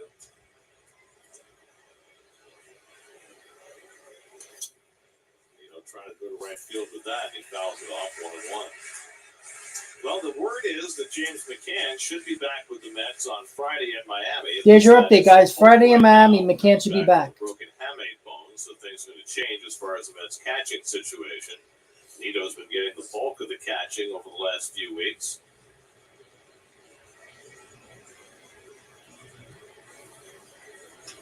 Hit toward the hole. Nito hits one up the middle, but it looks like at the very least he moved them over for the top of the order. So not a productive out.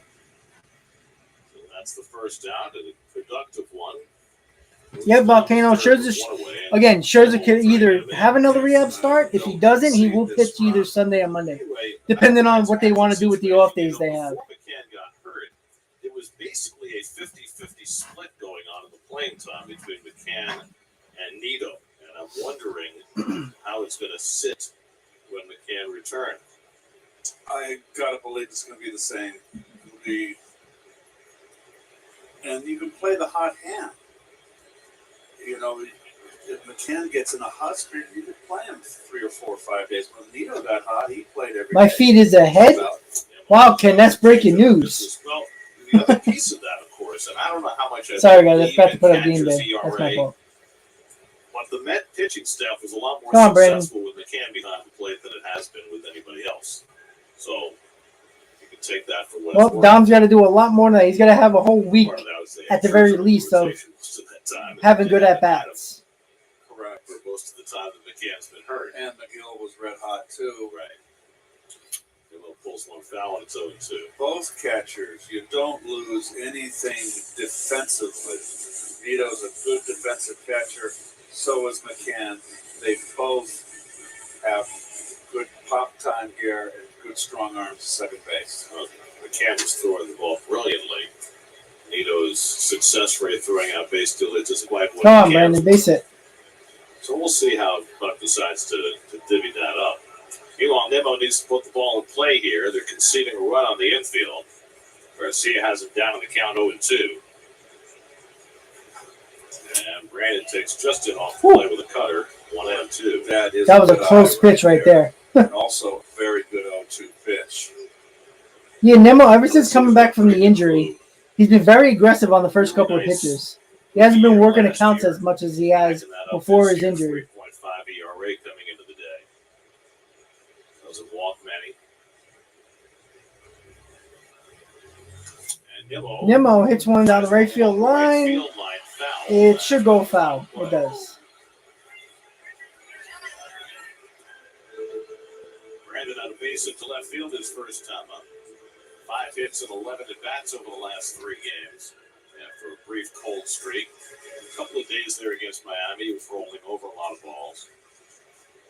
But he's been using the whole field the last few days. He's a good corrector. He makes adjustments pretty quick, Brandon.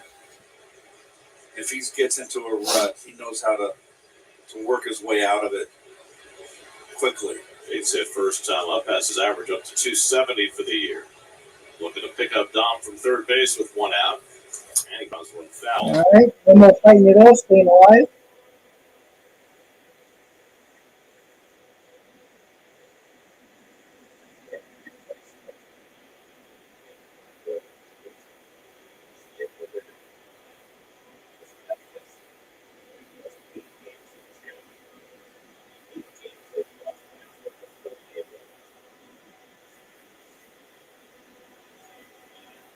So, Brandon, get that first one of the game for the Mets. Chip away.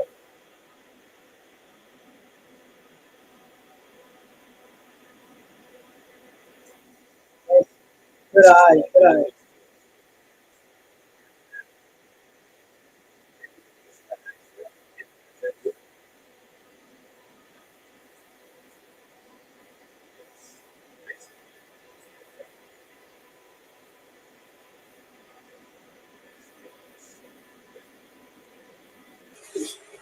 If that's what you're going for. Maybe he's choking up with 2 strikes. I didn't pay attention before 2 strikes. And he lines this one to right field. That'll get the run. All right, that's a sac fly. Here comes Dom down the line. There we go. Great arm, but not that good. Productive out. Got the 1 run. Not bad, not bad. We'll take it. Sacrifice fly. It's now 4-1. Slowly but surely, catching up. Brandon fell behind 0-2. Very slowly. Took some really close pitches, 2 of them inside. Fought off a couple tough breaking balls.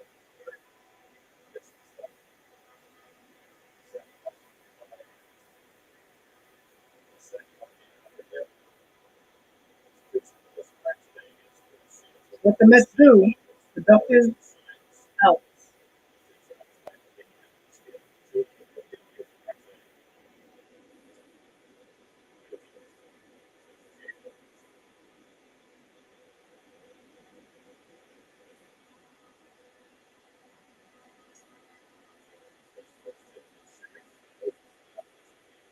Come on, Paul, let's go. Jack one over the wall.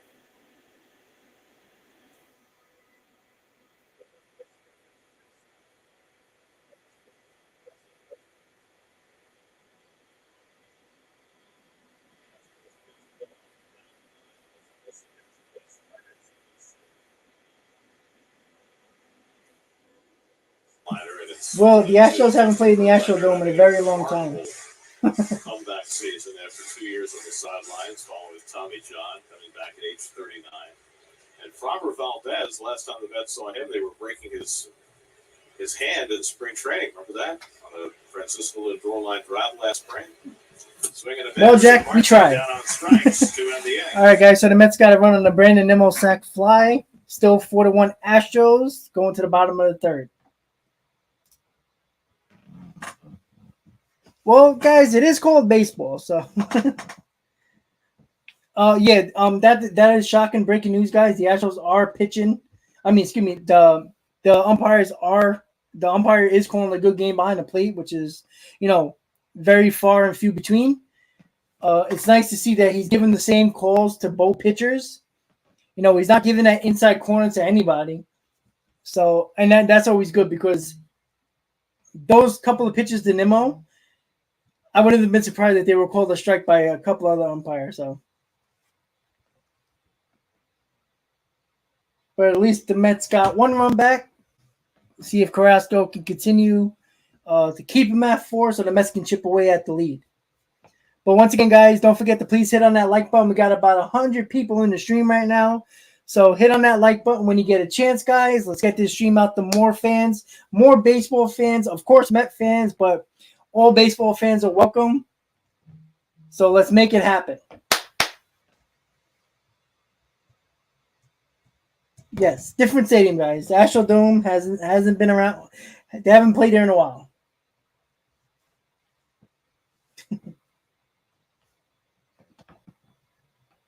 Yeah, I know. When I saw the Astrodome, I was like, wow, okay. Like when I think of the Astrodome, I just think of '86 and Game 6. A long game that nobody wanted to win.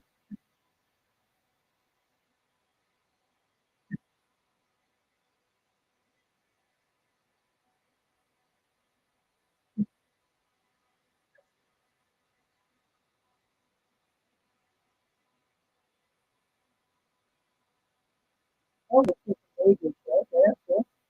Okay.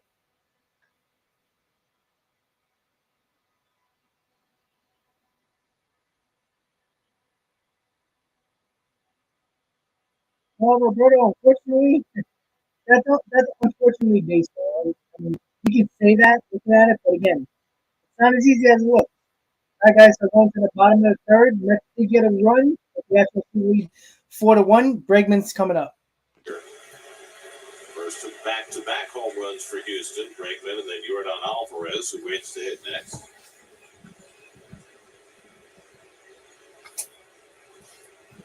But we all know if the Mets would have lost Game 6, they would have, look, they would have had a fake Scott. So, and that would have been disaster. So they're second in home runs, they're fifth in on-base percentage, and third in slugging percentage. Yet they're only seventh in runs scored, which doesn't make a whole lot of sense. They don't strike out a lot, much like the Mets. They have a pretty high on-base percentage. They have more home runs than the Mets do. So all out of walks. Come on, Carlos, let's They got a go. ballpark that's favorable to home runs. Right, but the question is, why are all those things going right to them, and yet they're only seventh in runs scored? Did you know what are they hitting with runners in scoring position? Are they 241, which is a couple of points better than their season average. Not great. That slapped the other way, but right at Dom Smith. One out. Soft liner by Bregman for the first out. What's up, Danny? Unfortunately, the Mets are losing 4-1, but it's only the third inning. Still got time to come back. He was turning into one of the scariest hitters in the game. I would be What happens is when it's picking up the feed from the TV and my voice, it kind of picks up the voice that's louder at certain moments. So that's why you probably hear that. It's hard to judge.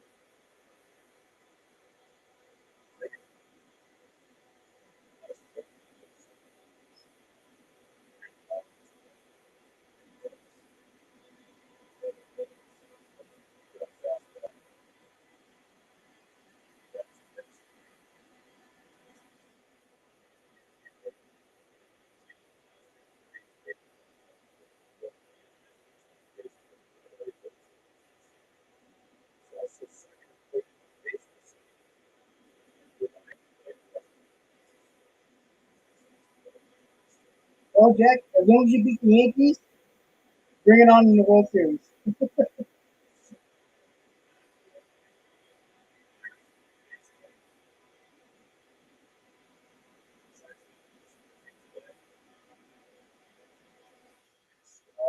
That's fine. That's fine. This guy's amazing, man.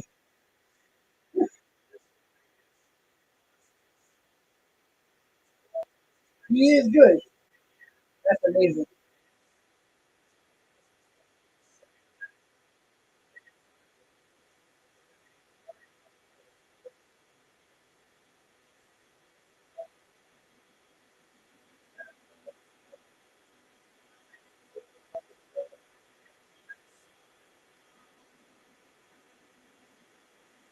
Don't throw it in his wheelhouse. Right there. Woo.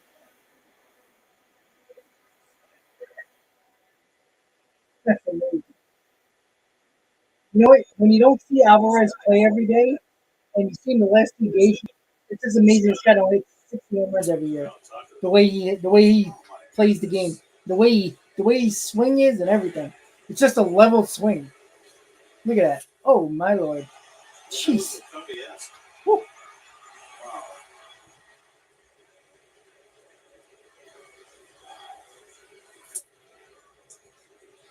Better sliders than Carrasco's throwing.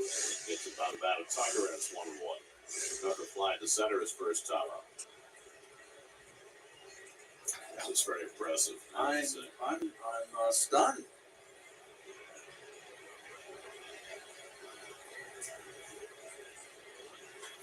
That's a little slowly foul. It's 1-2. Well, the Astros got that run back quickly. Baseballs.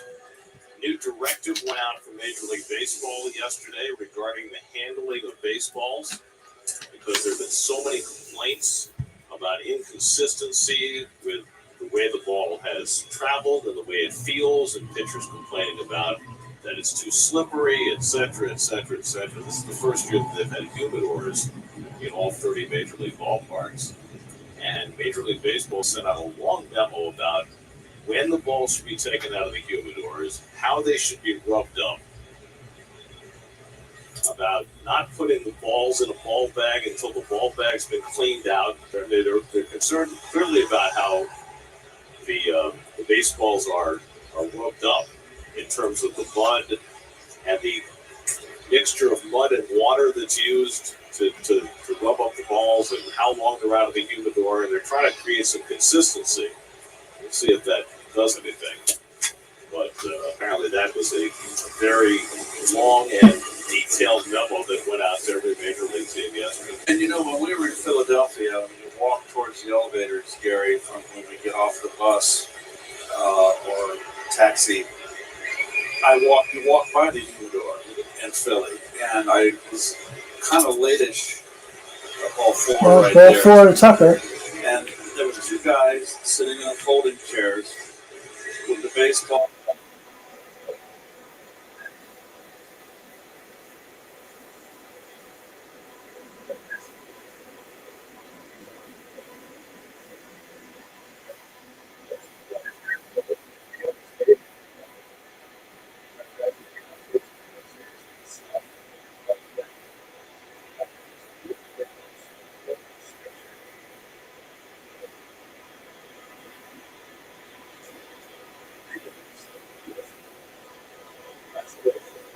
"51 pitches for Carrasco with 1 out in the third."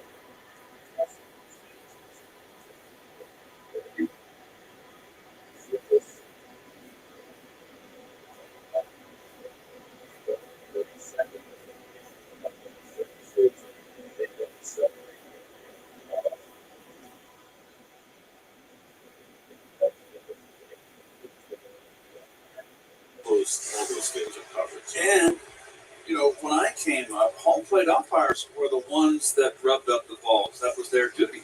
But we couldn't throw the ball into the stands. The fans.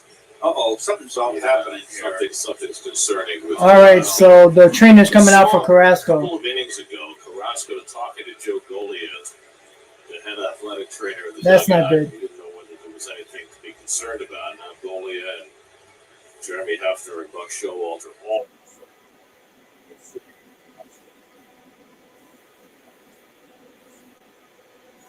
Yeah, he's coming out of the game, guys. So he definitely was hurt.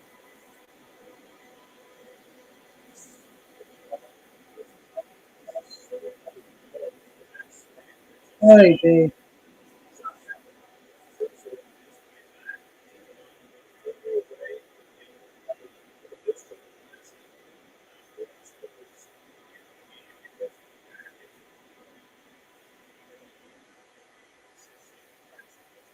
Oh boy.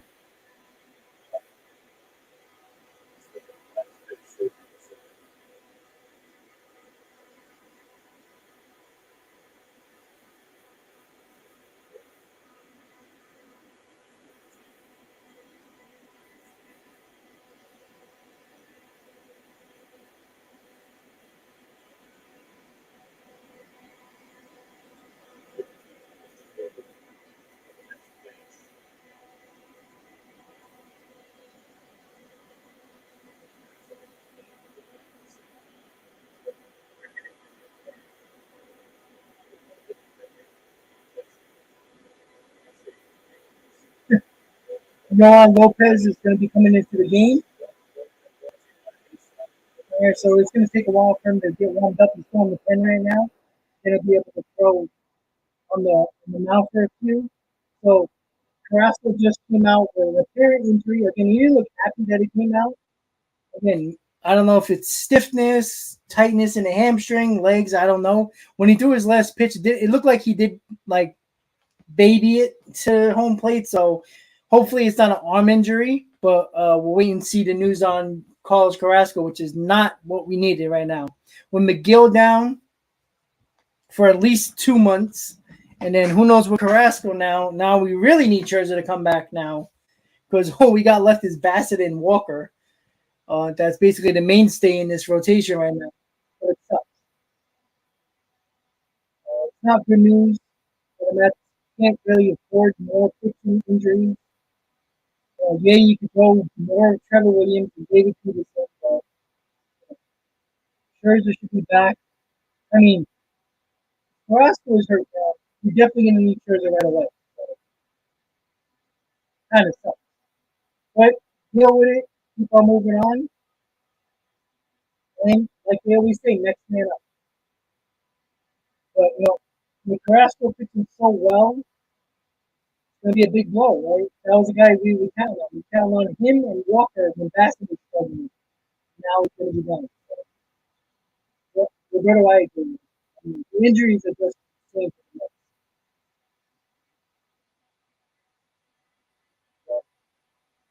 Yeah, kid, I'm not even sure. Like, it didn't look like anything in particular when he threw that last pitch.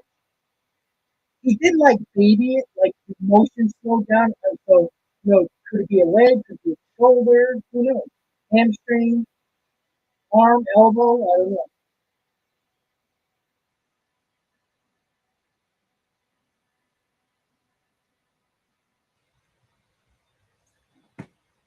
But we're counting on Yohan Lopez to pitch some innings here. But let's see what they say. See if they catch anything during the replays of what Carrasco did or didn't do. DeGrom is yet to throw a pitch. Scherzer made 8 starts. Hopefully we'll be back sometime very soon. McGill is on the shelf for probably a month or 2. And now you have Carrasco leaving a game because of injury, and all of a sudden things are getting very thin very quickly. Well, this, as you said, this is a team that averages over 30 years of age. That was the one concern we had in spring training, Gary, was how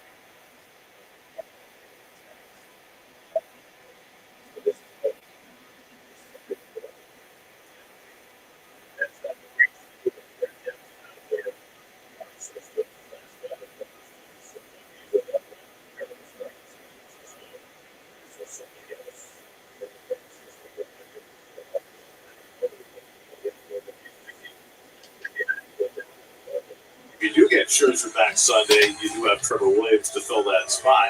And the Mets right now have the advantage, if you want to call it that, of having 3 off days coming up in succession. They've got the one Thursday, another one Monday, another one the next Thursday.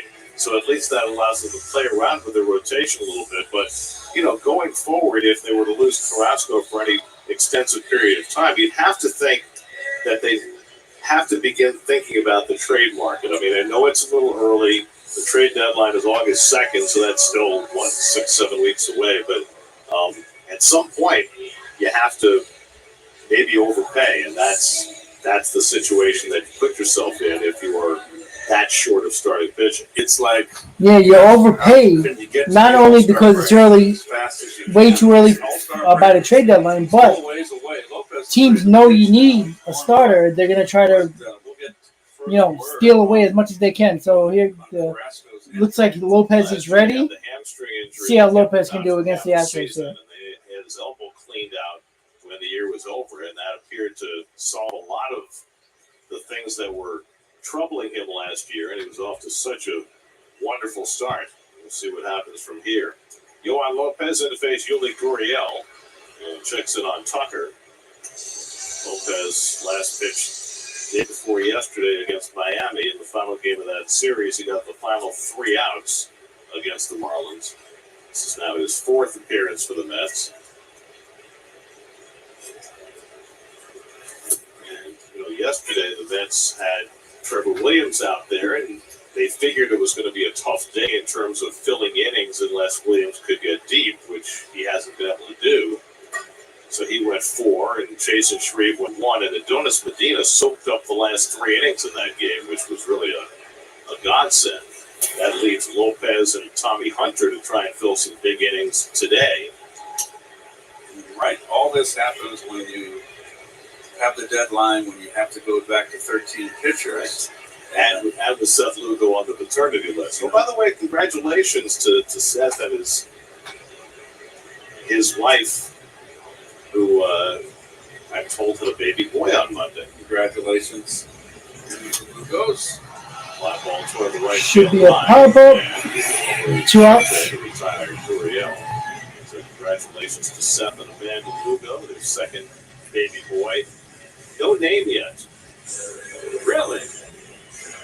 That's very indecisive. Well, sometimes you need to look the kid in the eye and decide. Yeah, because, it used to be you had to wait. You didn't, in the old days, you didn't know if it was going to be a boy or a girl. Right. Now you can find out. Well, you can if you want. If you want. It's your option. I know I did. You did what? Well, we did. I wanted to know if it was a boy or a All right, girl. come on, guys. Yeah, I did. Mets man, I know, man. The injuries are tough. But next man up. That's all you can think about. It'd be healthy. That's all. Mary, I would love that, but you're going to have to give a lot to get him right now. A lot. I don't know how far the Mets are willing to go to make that type of move and give up a couple of top prospects. I don't know. But they're probably searching, that's for sure.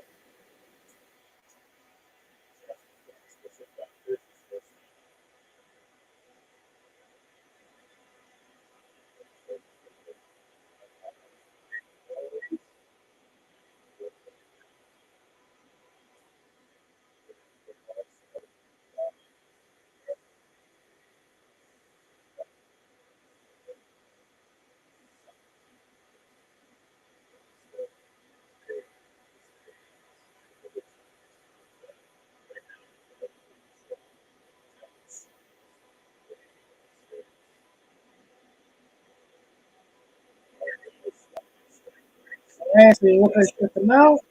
Got out of the 3rd inning after an Alvarez home run. They get their lead back to 4 runs. 5-1 Astros going to the top of the 4th. If you just tuned in, Carlos Carrasco left the game in the 3rd with an apparent injury. We don't know what it is. It's hard to tell in the replays. Is it a leg? Is it an arm? Is it a foot? Shoulder? We don't know. But we'll see. But you know what? Lopez is going to give you a couple of innings for sure with Tommy Hunter. I think the Mets can come back in this ball game offensively, but it's just how many runs are the pitching staff's going to give up by the end of this game. But we'll see. That's how it goes. Next man up. That's all you can think of right now. I don't think Zapucki's going to get another chance at this moment. Vientos, we have to wait and see. I think Dom's going to get another chance to see what he can do and go from there.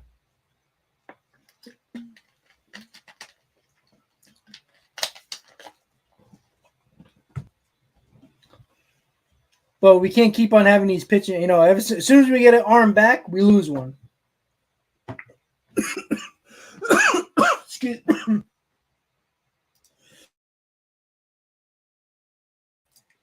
Sorry, guys. Went down the wrong pipe. Yeah, the Mets hit a couple of balls hard already. They have been. They got what, 3 hits already. They're hitting the ball pretty hard. They were hitting it right after as well, but I think we can come back in this ball game. And can the pitcher step holding for 5 runs? That's the key.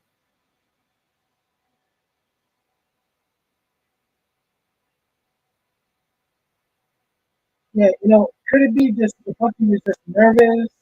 I don't know what it was. Could they give him another chance? Yeah, honestly, I would. What's the worst that can happen? Have a really bad game again? That's it. But they're going to be extra cautious for Carrasco.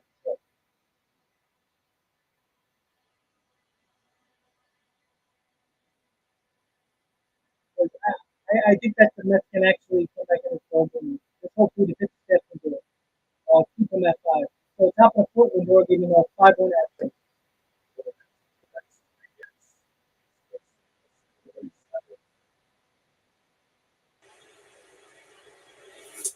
Good changeup by Garcia to get him. Nice pitch. Doesn't give it away with his motion. This guy, I don't know how in the heck he's 4 and 5.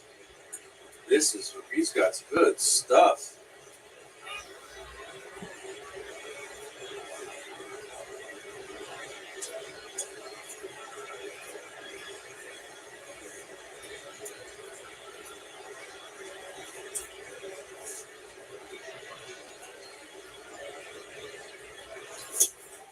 Another one. Nasty changeup. 2 in a row. So the whole first time through the order, he did not go to this pitch. Basically fastball slider. Now he's opening up his third pitch. Very interesting.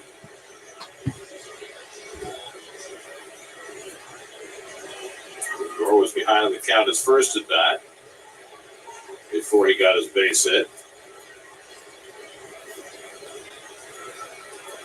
Hey, Michael, remember talking about Rob. What's up, buddy? And then he strikes out. On the low end slider. Those Vegas was good, Michael. Down on strikes. Can't complain at all. 4th strikeout for Luis Garcia. 1 down in the 4th. That's the road ahead. You're home for the Mets on the radio is WCBS News Radio 880 and anywhere on the Odyssey app. You see the 3 off days coming up over the next 8 days. Let's go to Miami for 3 games over the weekend. Back home for 2 with the Astros and 3 with the Rangers. Mets got quite a few games to play before they get to that All-Star break. There's Alonso who struck out his first time. But the off days certainly will allow them to maneuver their rotation around whatever limitations they have right now. So I'm Hill. Thank you for tuning in, buddy. Enjoy, buddy. All fans are welcome. It's a wash, but you're still got McGill out. Still waiting on the ground. And it's a mix and match.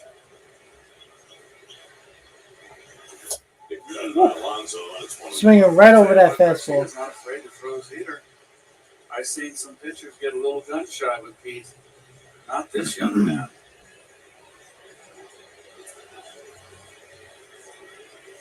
Garcia coming off 6 solid innings with 9 strikeouts and no walks against Texas his last time out. He's continued in that same vein today. He teases Pete with a slider and he misses 2-1.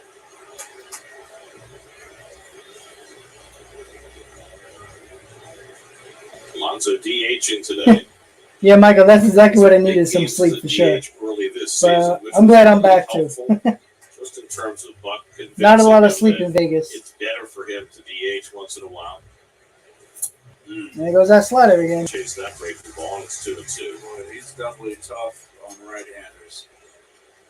I'm looking at his splits, Gary, and he's lefties. Well, it's not easy to recognize those pitches, Roberto. 21, so hitters haven't had a lot of success. To say it's been good against everybody. 2-2 coming. And he struck him out. And talking about that slider again. Cutter to strike out Alonso. Back-to-back strikeouts for Garcia to start the 4th. He was not seeing that ball well. Neither did Lindor.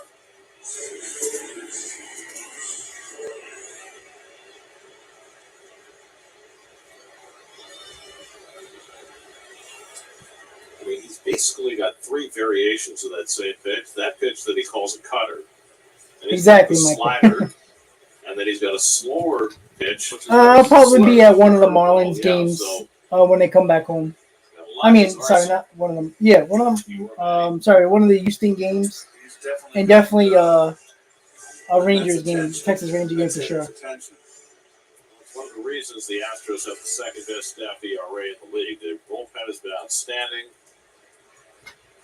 Top four in their rotation have been really good.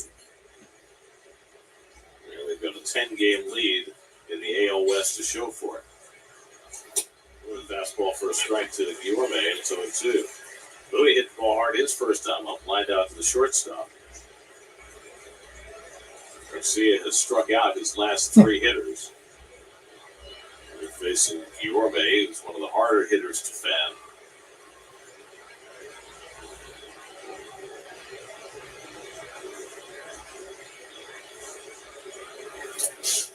Good eye by Guillorme.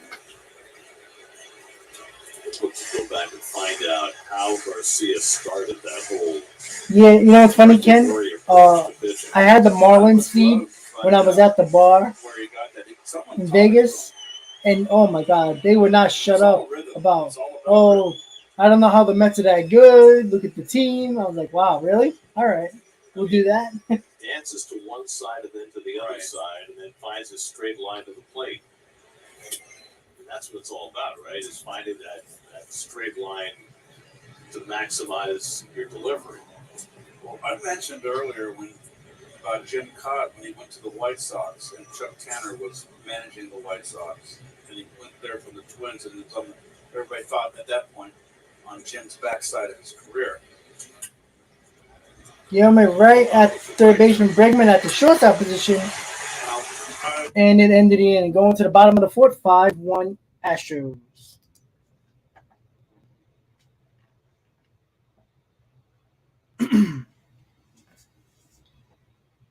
So Mets are not looking good offensively right now. Garcia is actually fooling them for the most part. It seems like they can't read that slider at all, and they're almost all the batters so far are chasing that pitch. So at the moment, it's not looking good. Lopez, pitched well in the third. See if he can continue to pitch, keep the Mets somewhat in the game. 4-run lead is not impossible. But the offense is not looking perfect right now, that's for sure. But there's definitely 5 innings left. We can still get it done. But we got to keep the Astros to just 5 runs. It does hurt that McNeil's not in this lineup, but McNeil can't do everything in this lineup. There's got to be other guys that perform as well. Again, we were hitting the ball in the first couple of innings hard. A couple of them right at people. We do have 3 hits. I do think the Mets have some fight in them in this game for sure. It's just a matter of getting it done. And right now, through the first 4, they haven't. Once again, guys, don't forget, if you're just tuning in, hit on that like button. Still got a lot of game to go, guys. So let's get more people in this stream right now. Talk some baseball. Mets fans, Astros fans, don't really matter. Always trying to get more perspective from different areas of the baseball world. Well, Jose, I don't know what can be done except guys on the team got to perform. It's just that simple. It's tough when your starter comes out in the third inning, even if it's an injury or just pitching bad. It's hard to win games like that.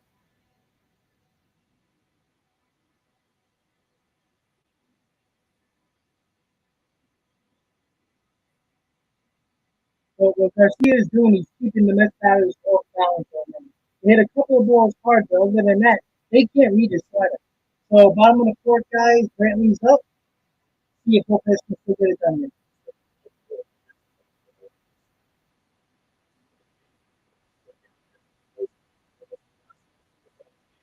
Apparent injury, 2 1/3 innings, 5 runs, 4 hits, 2 walks, 2 strikeouts to hit batsmen, 3 home runs.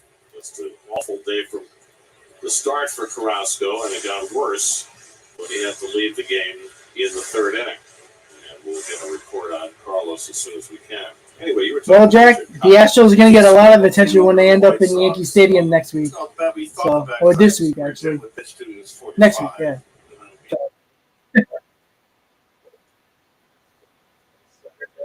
Nimmo makes a nice diving catch. Nice catch for him.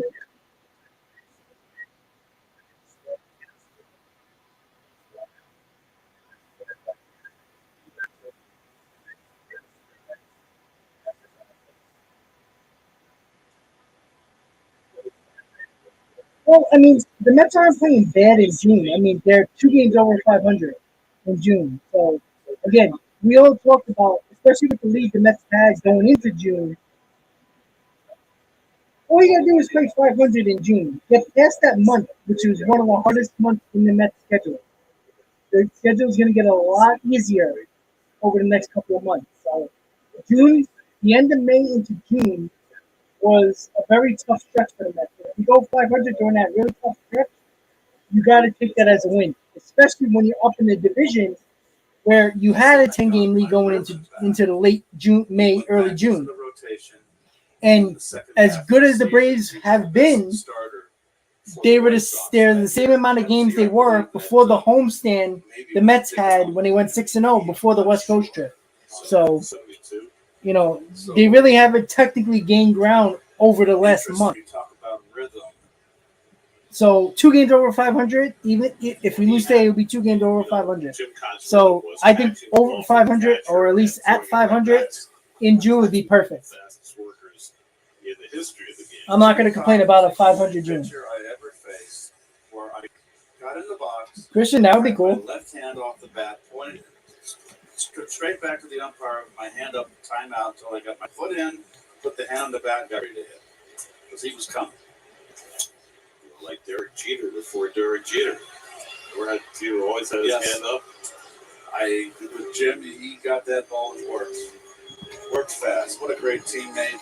Congratulations on his Hall of Fame induction. So deserving, over 280 wins. Oh, Christian, it's a hop and a skip away. Someone I have enormous respect for. Yeah, we were talking about that earlier, Michael. I think this is Dom's last chance before the Mets make a move. If it's Vientos or a trade. All right.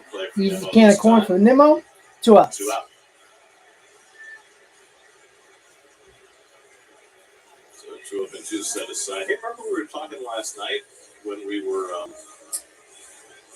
seeing all the sun dappling on the field before the game, and we were wondering what it was going to be like during a day game.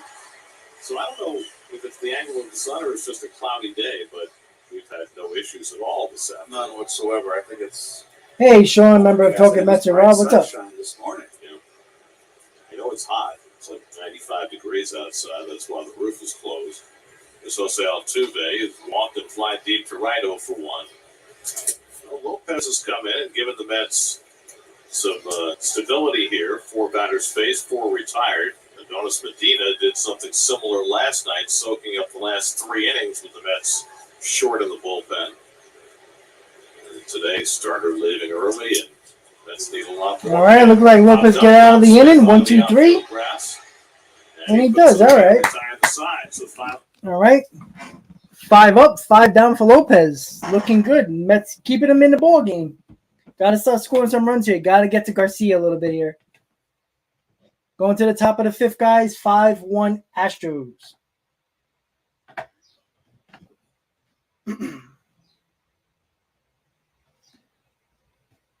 Yeah, Metsman, I agree. You know, with Dominic Smith, it's I guess a win-lose situation, right? If he hits well, the team benefits. If he hits well, his trade value goes up. The team still benefits. If he sucks, he doesn't help the team on the field, and he doesn't help his trade value for the Mets. So that's why either way, you want him to play well, even if you're not going to keep him when you put him in a trade. You want his trade value to go up. I honestly think Dominic Smith's trade value is I don't think it's going to be much more lower than it is now. I put it this way. when it comes to Dominic Smith, I think teams know what he is. I think they think he's a good hitter who's great defensively. And I don't think it's going to change their mind if he gets 350 or 110. I think teams see him if he plays every day, he will be fine. He just don't have the opportunity to commit with him longer. So I wouldn't say, maybe if he starts, in the next 10 games, he bats 350 to 400. But listen, I don't care if he bats 350. I want to see him hit for power because that was the whole point of putting him as the guy that everybody thought after Cano got cut. Dominic Smith was going to be the everyday DH and occasionally play first base. He was the guy that we needed some power from as well, and we have not got that. But let's see if I would love to see Ron get a little bit of power. Dom get a little bit of power here.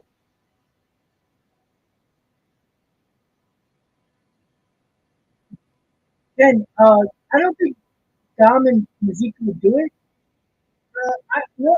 How about this? How about just catching Mazika in a few bags of balls and not rub up the dirt? That might get it done. All right, so here we go, guys. Top of the fifth, 5-1 Astros. Yeah, Scotty, I understand it's the number 4 pitcher, but they do have one of the top rotations in the game, so they haven't been terrible. So Connor's leading off, guys. See what they can do.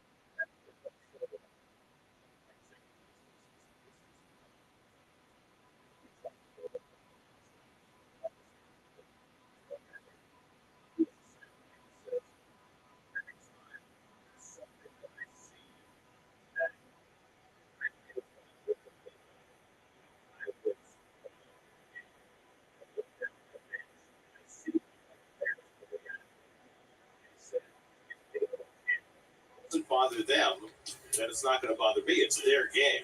And he said last night he saw reactions and he knew that some of his players were upset. So that's how he knew that it was something that, was going to be a source of conversation. That you can't apply the standards that we might have learned.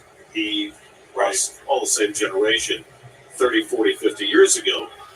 I have to think about the game as it exists today. And even to today's players, what Siri did seemed to be out of line. Yes, and the key point that Buck made is it's their game. I cannot impose my values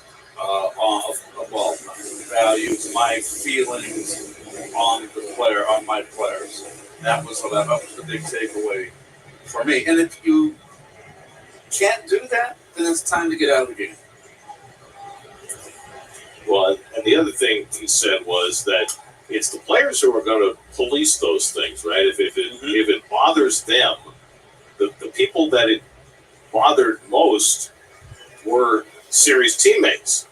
Because there was a time when if you did that, then the next guy on your team was going to get knocked out. Right. And that's the thing that everybody in those dugouts understands, that maybe as fans of the game, we don't necessarily understand. And Gary, the really interesting twist to me is that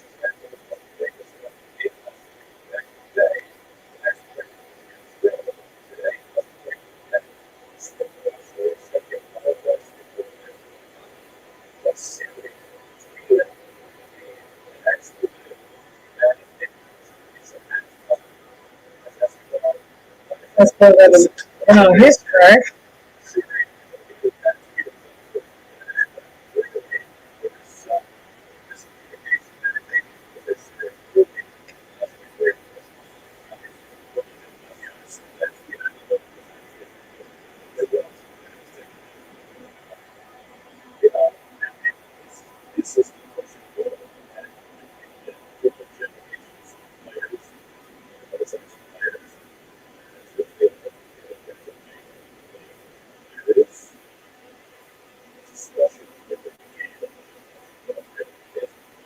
Come on, Dom. As a teammate, Be nice to get a Dom bomb right sure now. that they're not put in harm's Be nice way, to see him but hit for some power in the majors.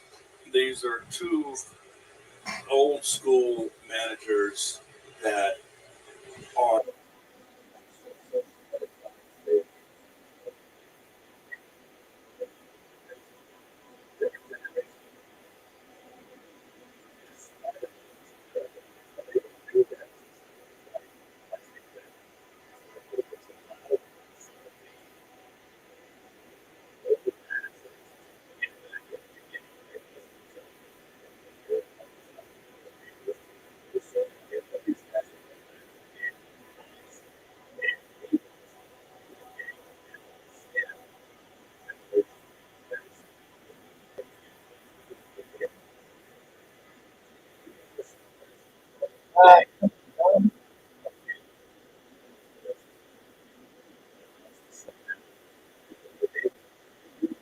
You can't be back to anymore.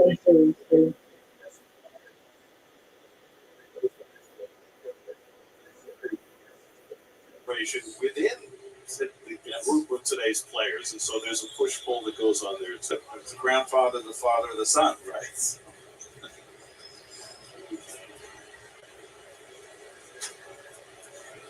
Rusty told a great story, and I know it's 2 outs.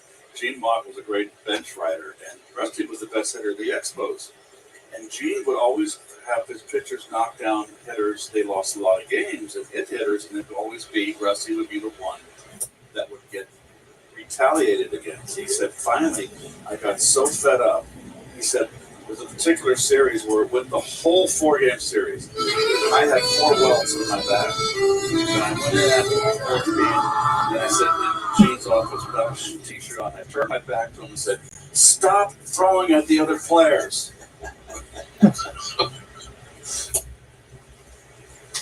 Well, that's one way of going about it. You remember what happened with Gary Sheffield earlier in his career. When he was getting thrown at, he went on live TV before a game and chastised his pitchers for not retaliating, which I really forgot that. did not put him a lot of friends in his clubhouse. He was a veteran Brewers fan. Yeah, well, he was a very young player at the time. Very talented young player. Yes, obviously. Great player. 1-1 to Nito, and that's off the corner, 2-1. How many people remember the Gary I Sheffield? do have to say once again, there's some party that has been very good calling the game for both sides. Meanwhile, Luis Garcia continues to thrive. He's given up a run and 4 hits over 4 2/3. Escobar at first with 2 out. It's been mostly stymied by this Astro pitching staff the last 2 days, and Nito can't find that cutter, and it's 2-2.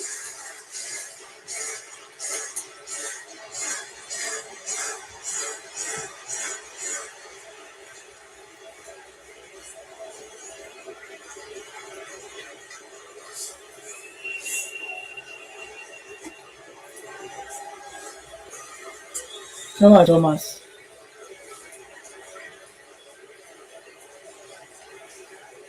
And Nito hits one toward the hole. Cut off. Oh, nice play. Bregman is throwing the first in time. Nice play in the hole by Bregman to get Nito at first. Going to the bottom of the 5th, 5-1 Astros.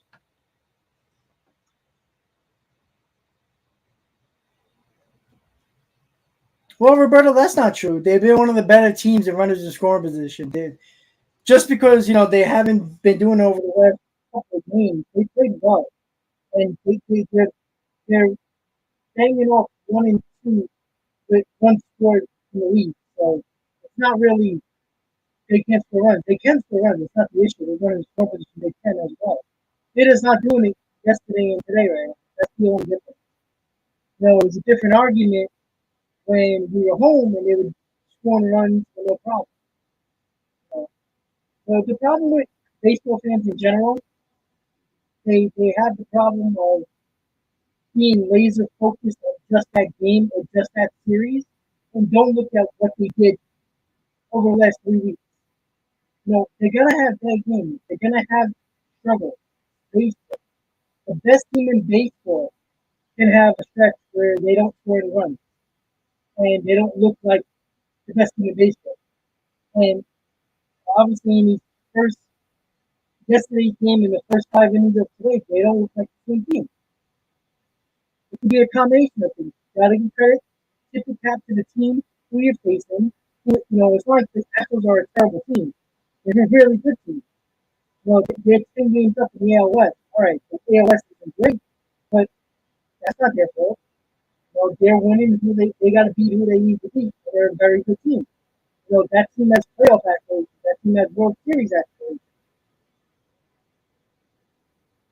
So I'm not gonna say, oh, they can't score. There we go. No, they've shown that they can do things differently than every other team. They're not a team that can hit a 3-1 home run out of nowhere and not shocked by it. When this team hits a home run, I'm shocked because they're not a power team.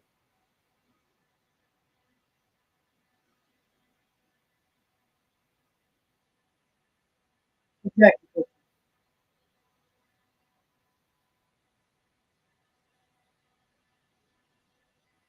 That's a great point, Christian. You can't have a football mentality when you watch baseball. It doesn't work like that. Bottom of the fifth, 5-1 Astros. Juan Lopez has retired all 5 to face him. After coming on for an injured Carlos Carrasco in the 3rd inning. He faces Brantley, Bregman, and Alvarez, 2, 3, and 4 in the Houston batting order in the 5th. Speaking of artwork, the hotel we stayed at here in Houston, it's a new hotel, Post Oak. Beautiful artwork, beautiful lobby. What a beautiful hotel. We're gone, though. Not to be back. Not this year, unless it's for the World Series. Could be. Brantley and Nardi.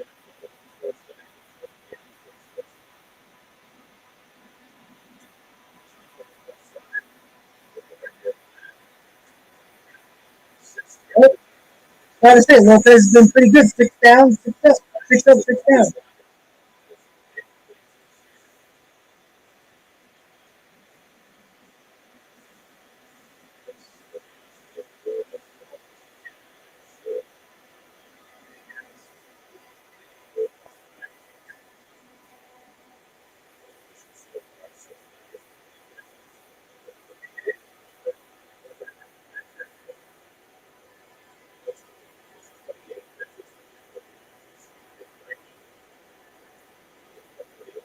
And the shift does it again. The ground ball to the second baseman.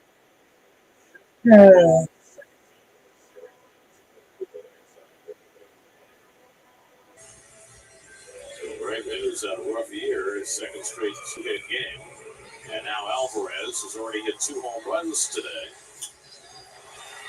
It's the best coverage of the game, the T-Mobile coverage cam. That was the first. Second one, 115 miles an hour into the 2nd deck. Where do you pitch him? Loaded it.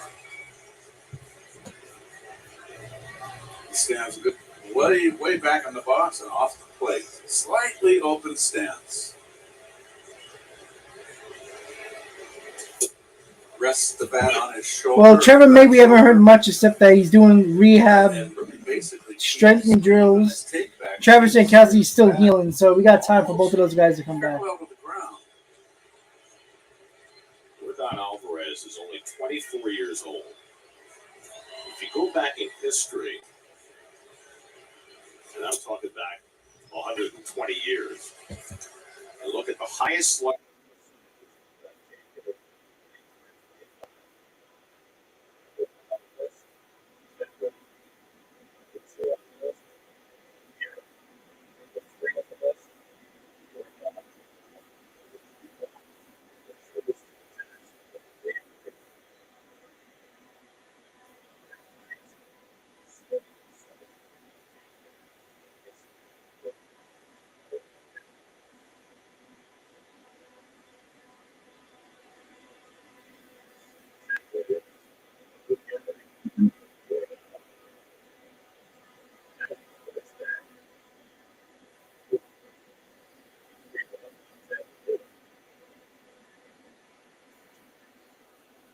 That wasn't a good pitch. Alvarez didn't crush that ball. I like beer too. 1 runs driven in. Started the day second in the American League in on-base percentage and 4th in slugging percentage. When you see that number 60 on their emblem, we mentioned it I'll last take night, anything other than the Coors Mets. Light. They're- I do not like came Coors in Light. 1962 together as expansion teams. So it's their 61st season, 60th anniversary.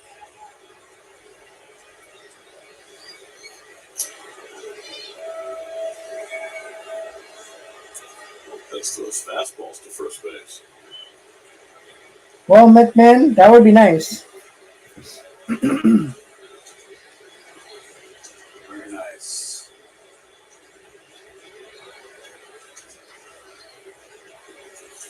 And Alvarez got Oh, under this one. just got under that one. Right. And Marte comes 2 in to outs. make the grab.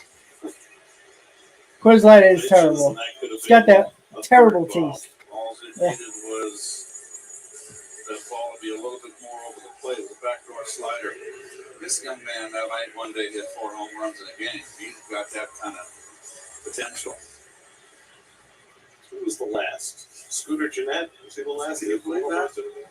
Well, that bandbox in Cincinnati. No, I'm not gonna lie. When I need a light beer, every now and then Bud Light. I can deal with the Bud Light. I do agree, light beers are kind of awful. Here's Kyle Tucker is flied out and walked 0 for 1. Tops one foul on the fastball from Lopez. Tucker's got a lanky body. They say he has the demeanor here of Paul O'Neill. That is very intense. And no back gloves. I knew you liked him. At least they get along. Kyle Tucker from Plant High School in Tampa, Florida, where he was a high school teammate of Pete Alonso's. About 2 years younger than Pete.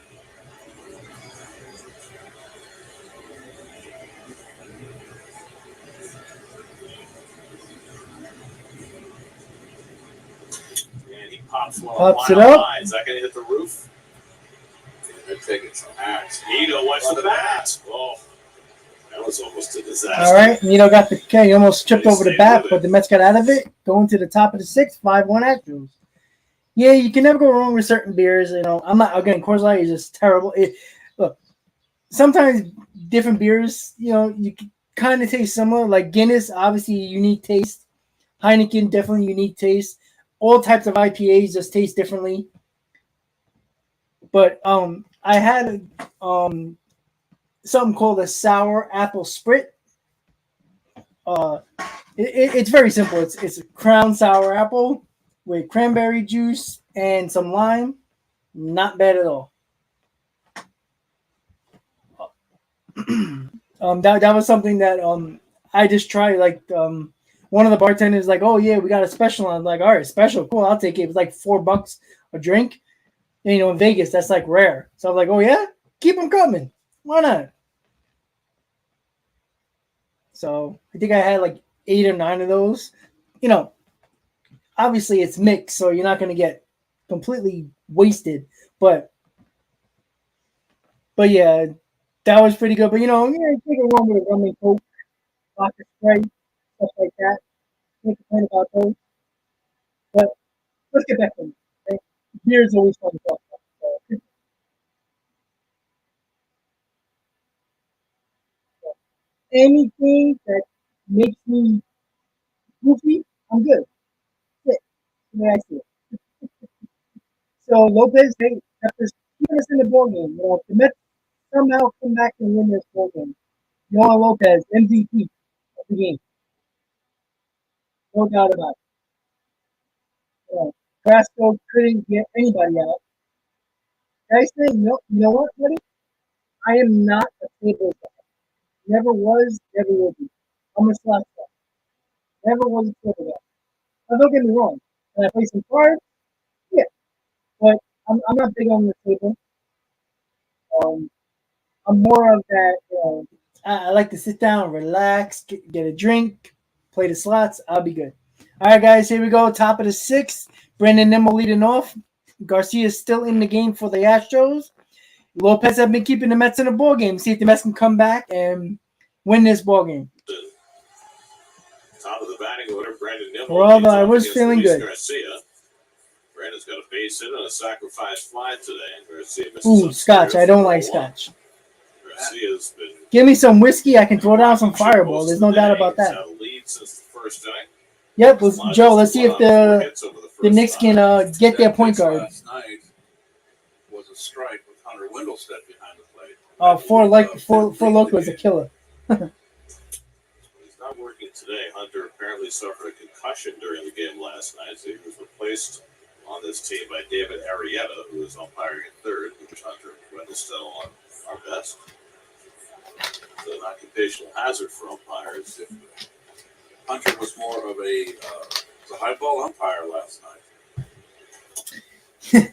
Yeah, Jason, you see him run into that girl when he tripped? He hasn't walked about her. Well, yeah, they're trying to get that Sacramento pick, Joe. That is his first 3-ball count of the day. Oh, my goodness. Can't go wrong with Bud, Michael. Can't go wrong with Bud. Catch that. All right, 3-0 the Nimmo. See if Mets can get a little bit of a rally here. Looks like ball 4. All right, leadoff walk. Let's go. First walk given up.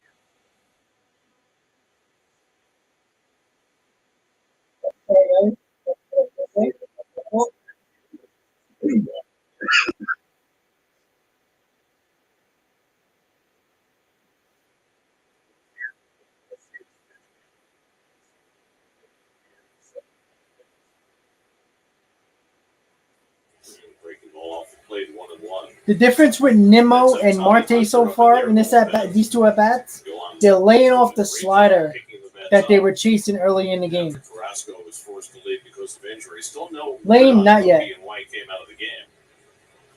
But Lopez was able to get 8 outs.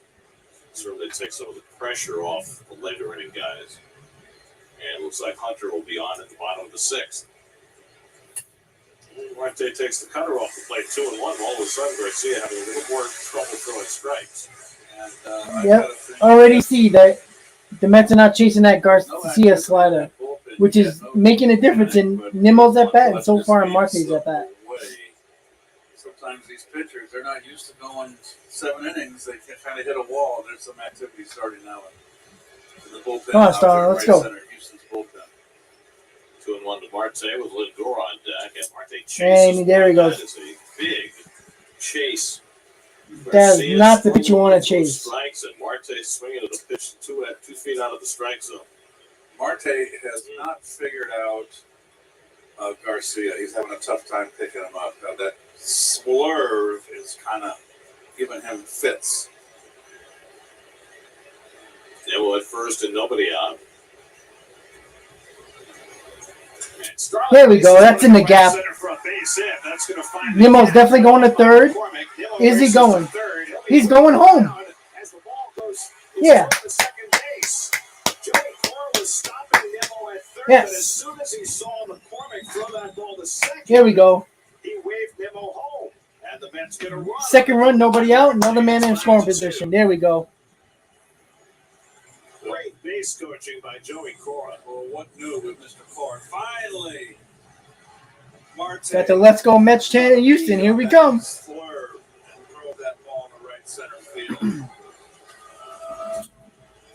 Great base running by Nimmo. You're right. It threw this to the cutoff man. He overthrew the cutoff man.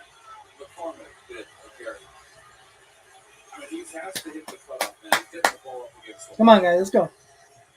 Josh Miller, the pitching coach, out to talk to Garcia. There you go, Danny. Who's been sailing right along with a 5-1 lead. A walk And a run-scoring double later, and now it's 5-2, and you got Lindor coming up with Alonso behind him, and the bullpen getting ready in a hurry for Houston. Love that. I love that. Cora has been such a difference maker, much more aggressive than coaches in the past.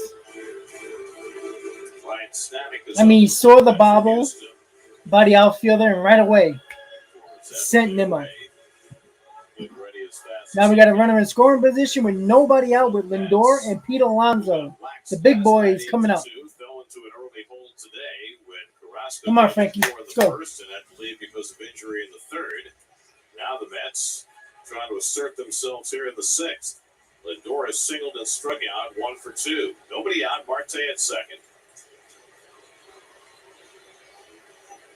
And Lindor takes a curveball. Yep, not getting his breaking ball over either. It seems to have eluded him here in the sixth.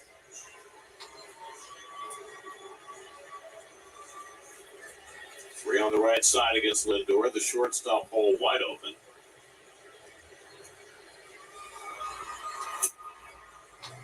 Change up in for a strike, and it's 1-1.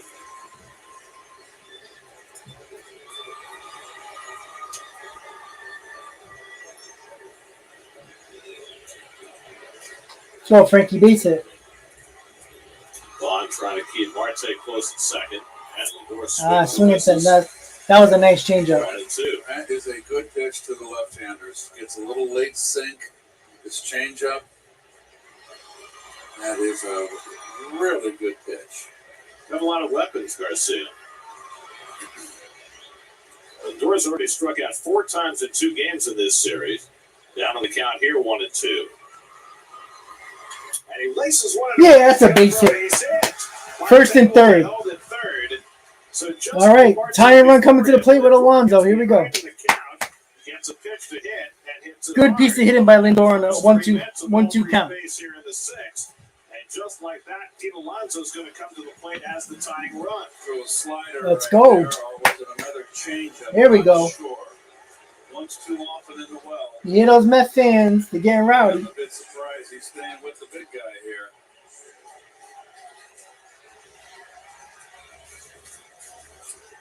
So Nimmo walked on 4 pitches. Marte and Lindor each Come on, with 2 Pete. strike hits. And he's coming out to get him. And now Alonso coming up. He's been up twice, struck out both times, and now here's Dusty. And that's Pitching change for change. Garcia. So we'll bring in Ryan Stanek to face All right, Alonso. Ryan Stanek coming into the game. Nice Lindor by Lindor. Nice at bat by Lindor. Coming back from a 1-2 count, getting that base at the right field. Pete Alonso, the Mets. This is what they do. They find a way to come back and hold them. Again, still down by 3 runs, but they got the tying run coming to the plate with Alonso. That Stanek coming to the mound. Pitch. Again, obviously you want to see Alonso hit a 3-run ball. So keep the merry-go-round move. Just keep getting those hits.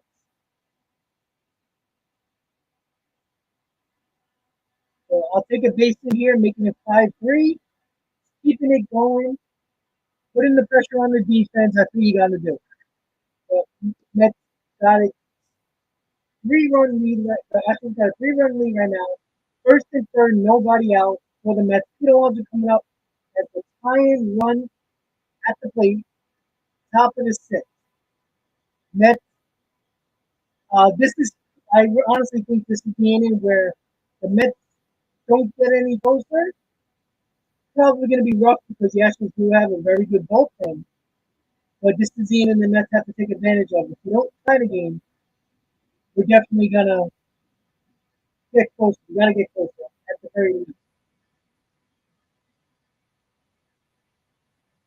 But nice to see the Mets starting to hit a little bit. You could tell Garcia was losing it a little bit. Wasn't getting his breaking balls over, and that's exactly what the Mets took advantage of. They weren't swinging at too many of those bad pitches. And when they got that fastball, they turned on it. That's exactly what they need to do. But let's see what Alonso can do here. Again, we all want a 3-run homer to tie the game, but don't need a 3-run homer right now. Sorry about the mic, guys.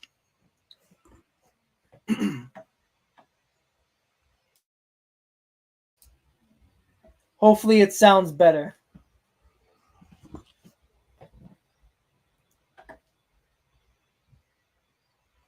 Actually, I think it's my connection, not just the mic.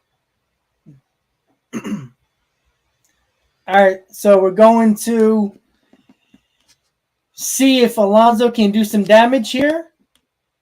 They got the starter out in Garcia. We'll see if they can get up and get some runs with the bullpen. Now Ryan Stanek's been almost as good. Well, there are his numbers, and yes, of 25 appearances, he's got a save mixed in there. 24 strikeouts, 9 walks. That's the only thing you can say. He can walk some people, but boy, he's been death to hitters. Come on, Pete. Pete Alonso tying run at the plate in the 5-2 game.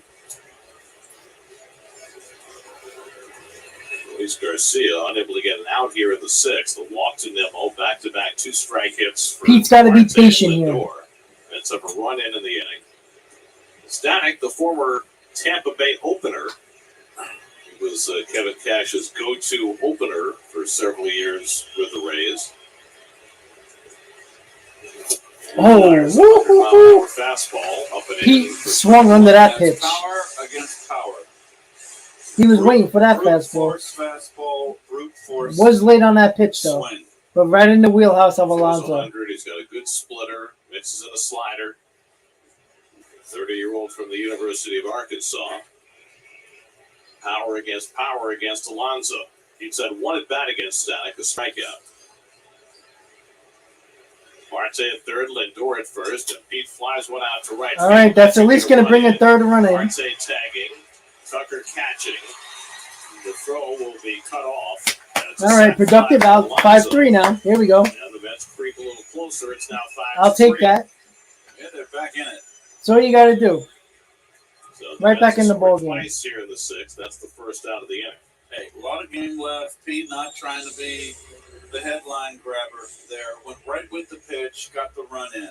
That's 2 runs back. They're back in the hunt. 66 RBIs now for Alonso. That leads the majors. Exactly, Anthony. Chipping away, slowly but surely. 66 Luis RBIs. Guillaume is up with 1 out. Lindor at first. Left in June. Let's go. Most RBIs any Mets ever had before the All-Star break. They are the never say die Mets, aren't they, guys? So Pete's got a chance to obliterate that one. I remember, forget the year Rusty was in Detroit. Rusty Staub, he had over 70 RBI at the All-Star break and didn't go to the All-Star game. Hey, Hank Greenberg once had 100 RBIs before the All-Star break and didn't go to the All-Star game. That's inexplicable. Fortunately, it is explicable. Here's Guillaume, who's 0 for 2. And he takes a fastball for a strike, 0-1. He's coming in throwing strikes, Garrett, and throwing hard. Has not tried to throw a breaking ball yet. Well, the only reason why Pete Alonso's ahead of RBIs is because they bat Judge second or leadoff, and he has nobody on base, which makes no sense to me. Upstairs to Guillaume, 1-1. And they use the excuse, oh, he gets an extra at bat. Sure, but he never has men on base. And I think Judge has the most solo home runs in the league. It's kind of sad. That's why you don't have a lot of RBIs, or at least as many as Pete. Come on, Luis, let's go. Keep it rolling. Was briefly with the Marlins after they traded with Tampa Bay. That's line the other way. That's base hit. All right, second and third one out. Here we go. Here we go. Keep it going. Keep it going. Let's go. And we got Connor coming up. 2 men in scoring position. Listen to the Mets fans, guys. Well, when you put the shift on, then you've got to. Grant's holding it down for us way off the bat, in Houston right now. Outstanding hitting. And you pitch Guillaume away, you're doing him a favor. Right down the line. Right down the line. Right over the bag. Beautiful hitting. If that would have went to the corner, Lindor would have scored. Guillaume's now hit in 6 straight games. And now all right, come on, Mark. Let's go. With Mark Canna at the plate. Canna has struck out and fly down 0 for 2. Mets have scored twice here in the 6th. Yippee, what's up? That's what the Mets have done all year. They're never out of it unless they get blown out. First pitch slider is up and in to Canna, ball one. After throwing all those fast. Yeah, you know what? Luis finally figured out what he is as a hitter. You know, he used to swing for the fences so much. Now he's just doing what the fielder, just chipping away, just hitting it the other way. Canna hits one in right field line. Oh, foul ball.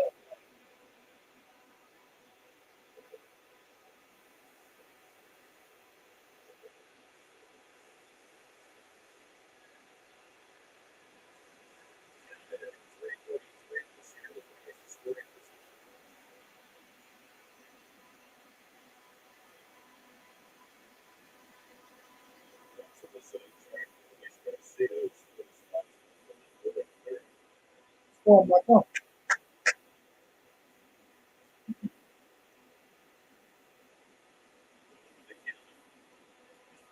Oh, you don't see Canna swing like that. Definitely not feeling that. But Canna's a great two-strike hitter. He'll go to hitting now with 2 strikes. A big run to third base.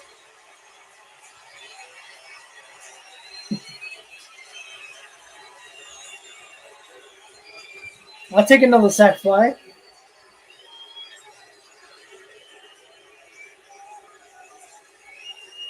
Stanek's not strictly a strikeout pitcher. He averages about Lindor's 9 playing with strikeouts Stanek per down the nine. line at third base there. Diaz type who averages 17 Stanek stepped strikeouts off. per 9. So he'll strike out some, but not overwhelmingly so. And that's in the dirt, knocked down nicely by Castro. But That was a good block by Castro. Stride toward the plate, and then saw that Castro had kept it close.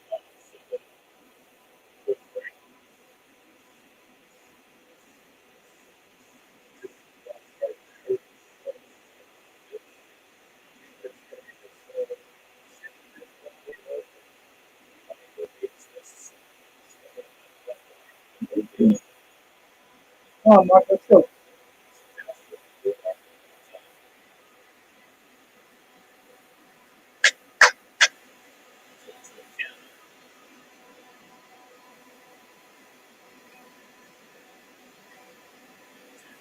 Good eye, good eye.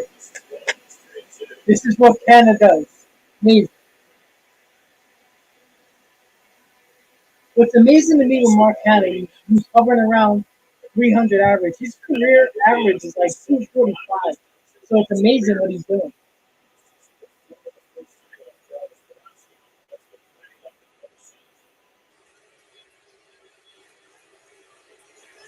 Lindor at third, Guillorme at second with 1 out. 3-2 coming. And Canna fouls it back. He had a good cut of There you that go. 100-mile-an-hour fastball. Staying alive. 100 miles an hour. Let her high.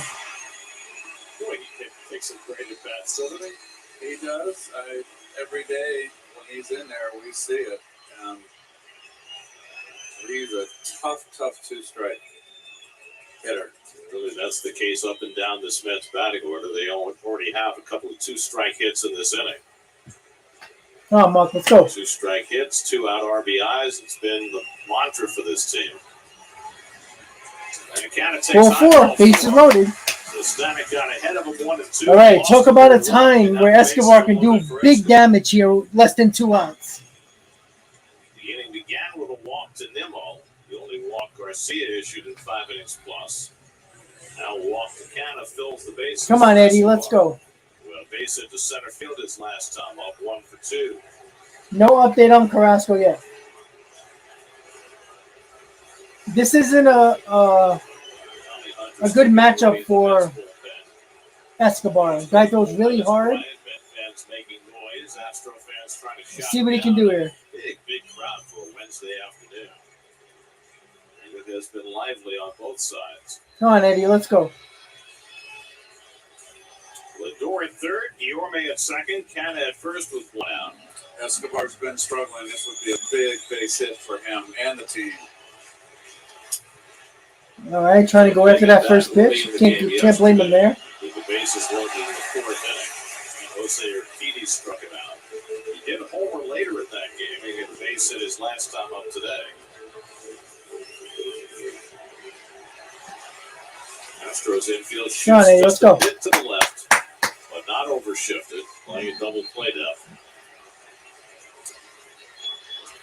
It's popped up. Oh, not on the infield. God damn it.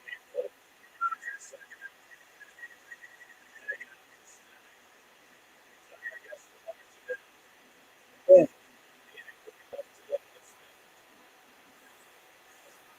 That was the pitch to hit.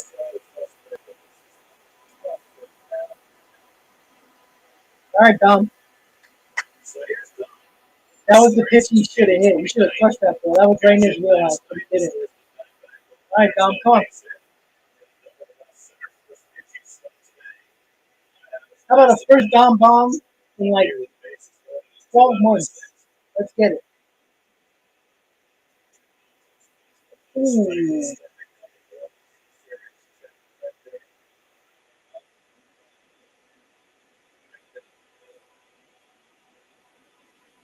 Come on, Dom.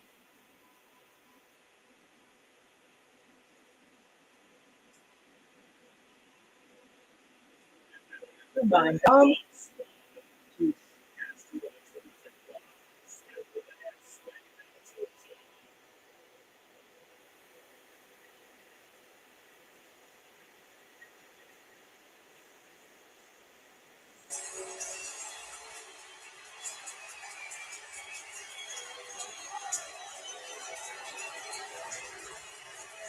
On the eighth man to bat of the inning. And then it has already produced 2 runs. 0-2 from Stanek. Away. Yeah, I just got a notification with Bregman playing off the line against the left-hand hitter. about Saragusa. Oh, we did pass. Oh, wow. Stanek delivered that last pitch. What he can get as big as lead as Bregman wants. He can go halfway down the line if he wishes. Which I think, it's sometimes you get in that eye frame of the pitcher, And he's almost halfway down the line, 1-2 to Dom Smith. And fastball away, and now it's 2-2. This umpire is calling a hell of a game. Murray would not call it a strike, much to the dismay of the 35,000 plus on hand. and it missed.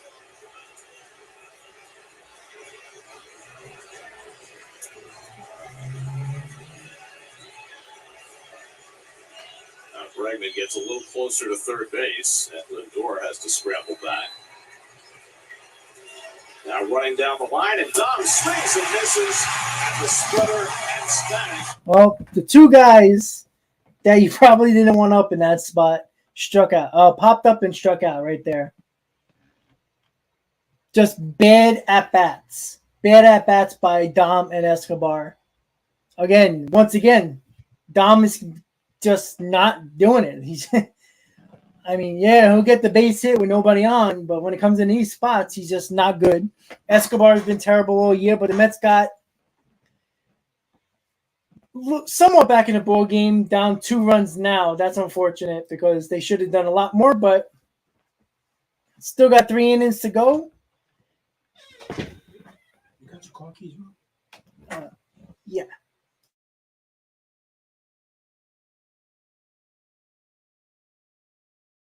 You put on pause? Guys, I'll be right back.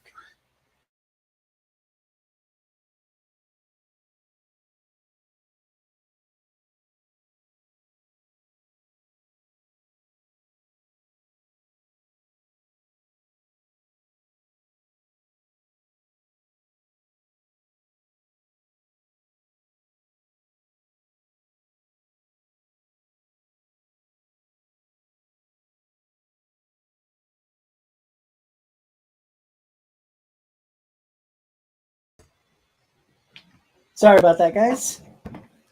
Yeah, like I said, what can he do? He just, this is right now. I feel like this is Escobar's worst year in his career. He has a track record, which is crazy. Dom, like I said, I'm not a big Dominic Smith fan. I never was, so it kind of sucks because that was the 2 guys you didn't want in the lineup. But the Mets basically batted around the whole batting order. And look, Dominic Smith, these are the opportunities that Dominic Smith had early on in the season when he got his opportunity after Cano was cut. exactly what Dom is doing again. When there's nobody on base, he finds a way to get a hit, which is not a terrible thing. That's great. But when you need him in a big spot here, I mean, a base hit here would have been fine. Escobar, I don't know what's wrong with him, honestly. I mean, that was a pitch that he should have crushed in the top left. So we're going to the bottom of the sixth, 5-3 Houston. Tommy Hunter is in for the Mets.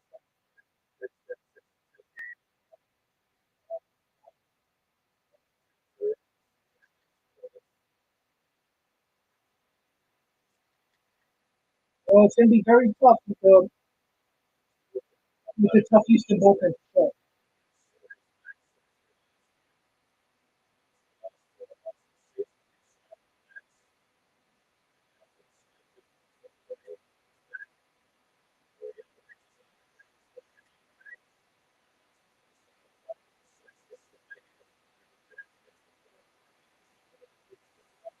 gotta get the one. You gotta get the offense back on the field right away. Gotta get a quick in there. At the plate and try and trim this lead a little further. There's the corner.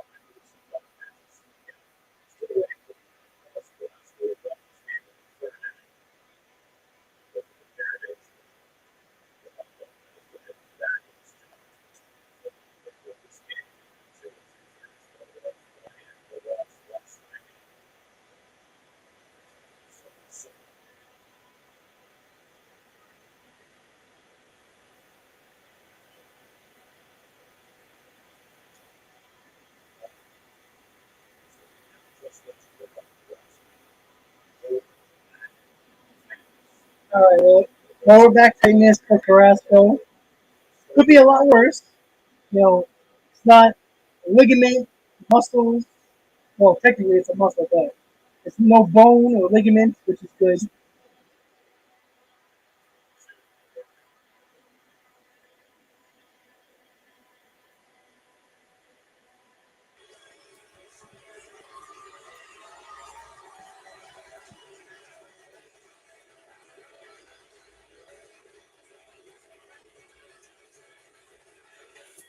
Swing and a miss. And All right. is down on There you go, Tommy. strikes.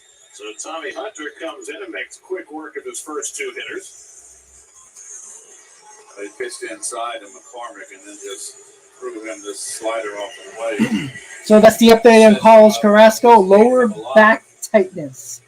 So a lot better than bones or ligaments. Of all the diagnoses we could have gotten on Carrasco, Hey, Ruben, remember talking Mets Rob. What's up, buddy? The best one we could have hoped for.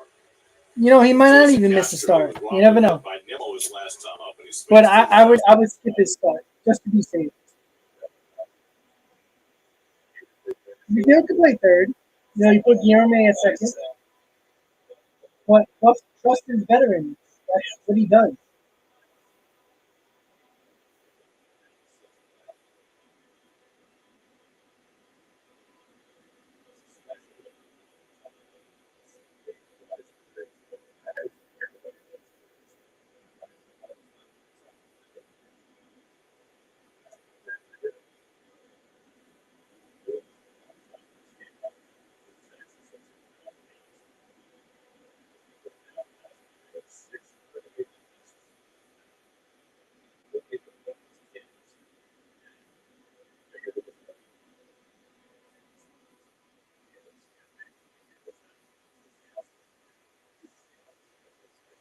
Well, that's true, Jack.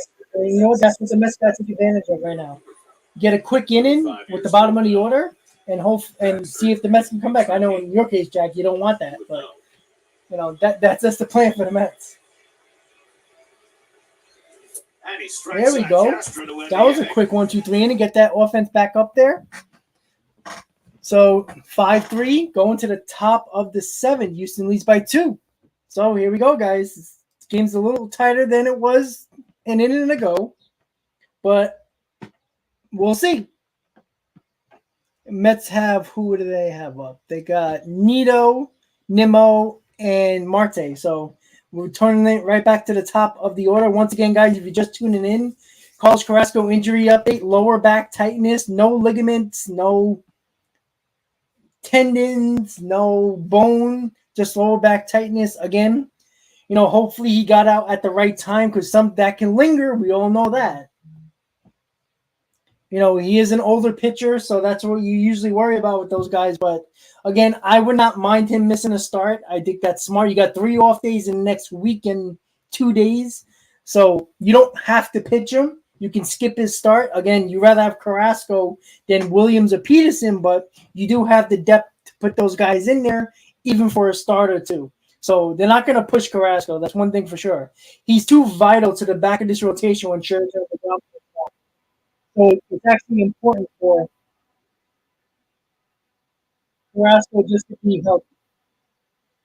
But, I mean, just think, after Carrasco came out of the game and you see Lopez coming into the game, you're like, all right, this is going to be a shit fest, basically.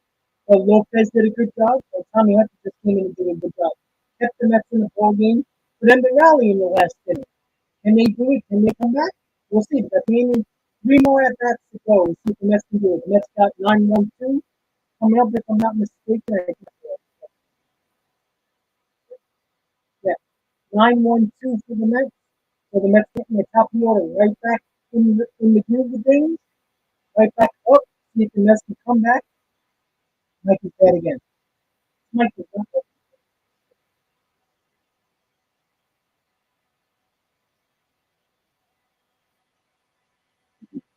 So we're waiting for the game to come back, going to the top of the 7th. Mets do have up 9-1-2. Nito, Nimmo, Marte. The Mets did a rally. Had a rally last inning and see if they could do another one and either tie this ball game or go ahead. Here we go, guys. Top of the 7th, 5-3 Houston. Well, our old friend Hector Neris is in the game for the Astros. Well, I'll tell you what, Gary is 31 Hector Neris appearances are tied in for the Astros. The Mets had his numbers in years past. See if they can do it again against them. His walks are down because usually here those 6 walks, he can get wild as a March hare. It's Tomas Nido leading off, and he swings through the fastball. And I think that's been the difference for Neris. He's throwing his fastball more and his splitter less. There was a time a few years ago that he was throwing his splitter more than 50% of the time. There's one, but this is low, 1-1. Now he's throwing the splitter only 28% of the time. So clearly he's changed his mix a little bit. That's certainly had Come on, Tomas, let's go. Over the years. It's top for a third of foul ball, 1-2 to Nito. It's over 2 today. Nimmo and Marte to follow. It's 8 men in the plate in the 6th inning, scored 2 runs, but left the bases loaded against Ryan Stanek. Luis Garcia went 5 innings plus, charged with 3 runs, 6 hits. Stanek, 1 inning, no runs, 1 hit. And now Neris in the 7th. Let's go.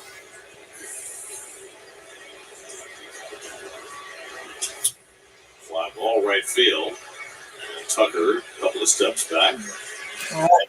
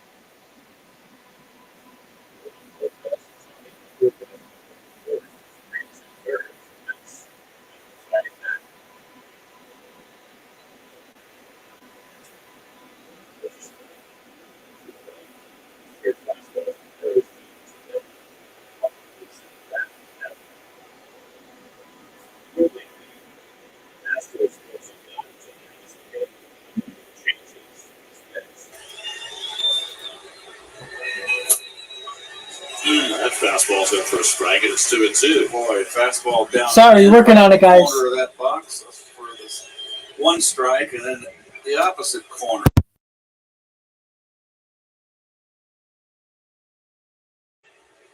Saved as many as 28 games in 2019 with Philadelphia. And Nimmo trying to take one the other way, fouls it off. Another fastball here. It's a different guy.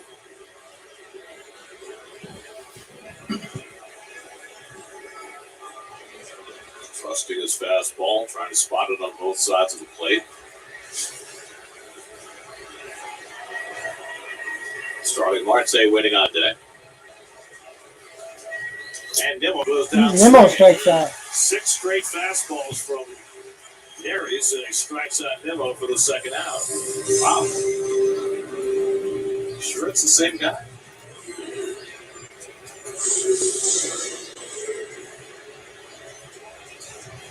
So 2 out and nobody on. Now Starling Marte will throw over a run with a... This is definitely not the Neris that we saw in Philadelphia. His first hit in this series. Marte now with 36 runs driven in for the year. He takes the fastball below the knees for ball 1. Has he thrown a splitter yet in this inning? I don't think he has. If he has, only one. Shocking. Marte 2 for 7 in his career against Neris. And just missed with that fastball, and it's 2-0. Francisco Lindor on deck. I wonder if Neris came into this game against the Mets, who've seen him so much, and thinks to himself, okay, I'm not going to throw any splitters at all.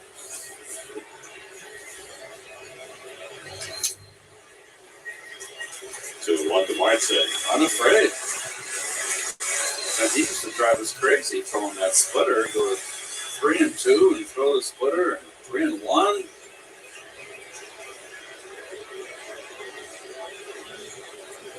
Two and one to Marte with 2 out and nobody on. Lindor would be next. That's batting in the 7th, down 5-3. Come on, Starling. And Marte, there's the fastball that he swings through, and it's 2-2.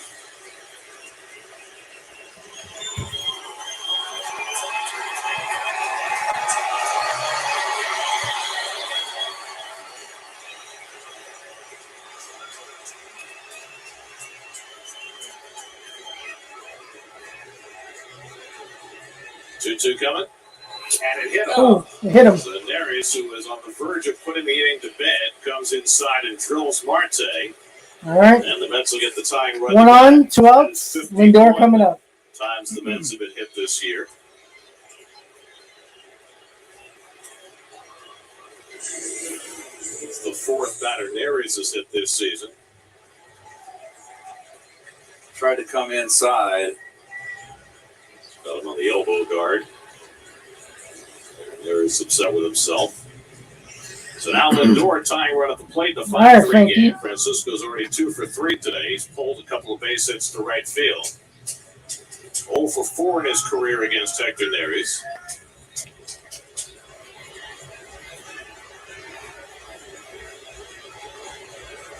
Marte has not been doing a lot of base stealing since coming back from his quad injury. He's been back for 9 games now. And Lindor pulls one, but into the shift. Right into the shift. Shallow right field to throw him out. That's a base hit without the shift. But no can do here. Bottom of the 7th. 5-3 Astros. So the Mets didn't really do nothing in that inning except for that 2-out hits batsman. Lindor hit it between first and second, which would be a base hit at any other time in history, but because of that lovely shift, it's right to the second baseman.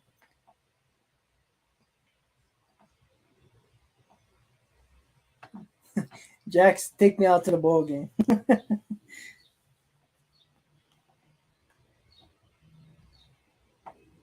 Yeah, the Mets don't retaliate, except for that time in Philly. That was about it. Hey, Jesus, how you doing, buddy? Well, next year the shift will be banned, so we'll see. it'd be very interesting with no infield shift to see exactly, how many more hits, how many hits doesn't it take away anymore. We'll see. Like I said, early in the game, Luis Guillorme hit the ball right up the middle, and the shortstop was right there. So I'm very interested to see, because I honestly think it gives up more hits than it takes away. I know analytics doesn't show that. The numbers don't. It just feels that way. Lane, possibly. I will update you guys tomorrow. I'm doing a Mets Talk live tomorrow on the off day at 5:00, so I'll let you know then.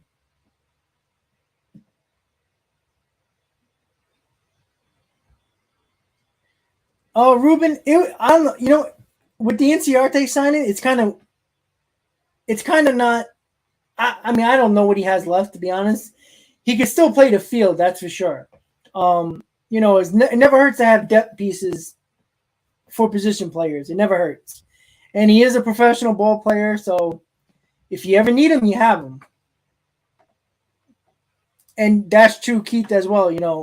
The big reason why the shift is going to be banned is because these hitters can't adjust. They can't hit the ball the other way. All right, guys, bottom of the 7th. Tommy Hunter's still in the ball game and see if they can keep him at 5. Bonds 0 for 2. He's flying out twice. I believe that's our old friend Rafael Montero getting up in the Houston bullpen. He has been their setup man. He's got 4 saves. How about that? Rafael Montero. Slider from Hunter, and it's 1-1. Here's Rafael. I always felt he had good stuff. Sometimes you get a new atmosphere and a change of atmosphere, and works wonders. Rafael began his career as a starting pitcher with the Mets, and his circumstance has been different. He might have been well established in the Mets rotation. He was called up at the same time in 2014 as Jacob deGrom. And deGrom was called up to be a reliever, and Montero was called up to be a starter. And then Dylan G couldn't go in a start. deGrom started against the Yankees, pitched brilliantly, and never looked back. That was that. Montero, who had been a control pitcher in the minors, never seemed to be able to throw strikes in the big leagues for whatever reason, but has found his niche now as a reliever. Bond chops one over the mound. Tough play for Guillorme. The bare hand. Got him. Ooh, nice play by Guillorme. First base umpire Jerry Lane ruling Dubon safe. No, you got it. He beat it. And the Mets will not challenge him. Nice hustle by Guillorme just to get that ball to play first. by Guillorme, that's all they could do. Once again, very nice play. You just beat it by half. Got it by a step. Lunge for the bag out of there. And that gets to the top of the order. So Dubon with the infield hit. First base runner against Hunter. And the Astros' 6th hit of the day. Altuve has walked, flied out, and popped up 0 for 2. And he flies one out to deep That center. might be gone. To the warning track. And he's got room. Just makes it at the warning track. Dubon, but he'll stay put. Nicely done by Nimmo, not only to catch it, but to get behind it and dissuade Dubon from taking the extra Nice play base. by Nimmo, keeping the runner at first base there, trying to tag up. Get back in time to tag up in time. It's not an easy read, but once he slows up like that, get your butt back to the bag if you can. And Bond did not. That's going to be all for Tommy Hunter. The left-hander Joely Rodriguez ready in the bullpen with Michael All Brantley right, so coming now our bigger arms are coming out of the bullpen. Joely Rodriguez coming in right now. Again, 2-run ball game. You got to go to your guns here, keeping this ball game close so the Mets can try to come back and win this ball game. So it's 1 out, man on first. Joely Rodriguez coming in for the Mets. Astros still lead 5-3. Mets made a little bit of a comeback rally 2 innings ago, but didn't get it done with Escobar and Smith with 1 out and then 2 outs and didn't get it done. A pop-up and a strikeout. Only gave him 2 runs in the inning, making it 5-3. But what a good performance by Yohan Lopez and Tommy Hunter keeping the Mets in the ball game here. Let's see if Joely Rodriguez can do the same and get that offense back for the Mets to see if they can come back and win this ball game. Once again, guys, you're just tuning in. Don't forget to please hit on that like button. Couple more innings to go here. Let's get more people in this stream for the Mets versus Astros Watch Party. Mets 45-25, 20 games over 500. Had a bad game yesterday. The Astros took well advantage of Trevor Williams not pitching well. And, of course, Jason Shreve looking like he never pitched before in his life. But the Mets are making this a ball game a lot tighter than yesterday. Again, I was basically done with the game since I was trying to travel and get back to New York. But I have confidence the Mets are going to at least try to actually come back in this ball game. I think they're going to have a chance. I think it's going to be close. Well, Ken, I think you need to email YouTube and tell them you want to put more likes. Now, if you had 10 different emails, you would have 10 likes. But, you know, you're not a troll, Ken. All right, so here we go, guys. Joely Rodriguez in for the Mets. 1 out, 1 man on. Bottom of the 7th. Astros lead 5-3. Recall in that 6-2 loss, he only lost to the Marlins. So he's fresh. In the face, Michael Brantley is 1 for 3 today, a double back in the first, and he pulls 1 foul. Rodriguez has faced Brantley before. I appreciate that. 0 for 3 against him. Tommy Hunter, another nice job in relief, gave up just an infield hit over an inning in the third. So Lopez and Hunter between them. Arguably the 12th and 13th pitchers on the staff. Went 4 scoreless innings with 2 hits, keeping the Mets in this game. Now Rodriguez will try and keep it there against Brantley with Bregman on deck. Dubon at first, and Rodriguez checks in on him. Dubon 1 I am a little shocked you bring Rodriguez in for this the way he did it with Brantley, the lefty, and then Bregman, the righty. I know Rodriguez has been good against righties lately, but that's going to be a tough matchup for Rodriguez. Against left-handers. He's a tough out against lefties. Probably a tougher out against lefties than Bregman, who's on deck and has struggled against left-hand pitching this year. Bregman is deep on the interstate. Then if you get past Bregman, then you I agree, Ken. Rodriguez has been a very good addition to this bullpen. Right here, you got to bring in the lefty. And a lot of people didn't like that trade. Brantley takes a fastball upstairs, ball on strike.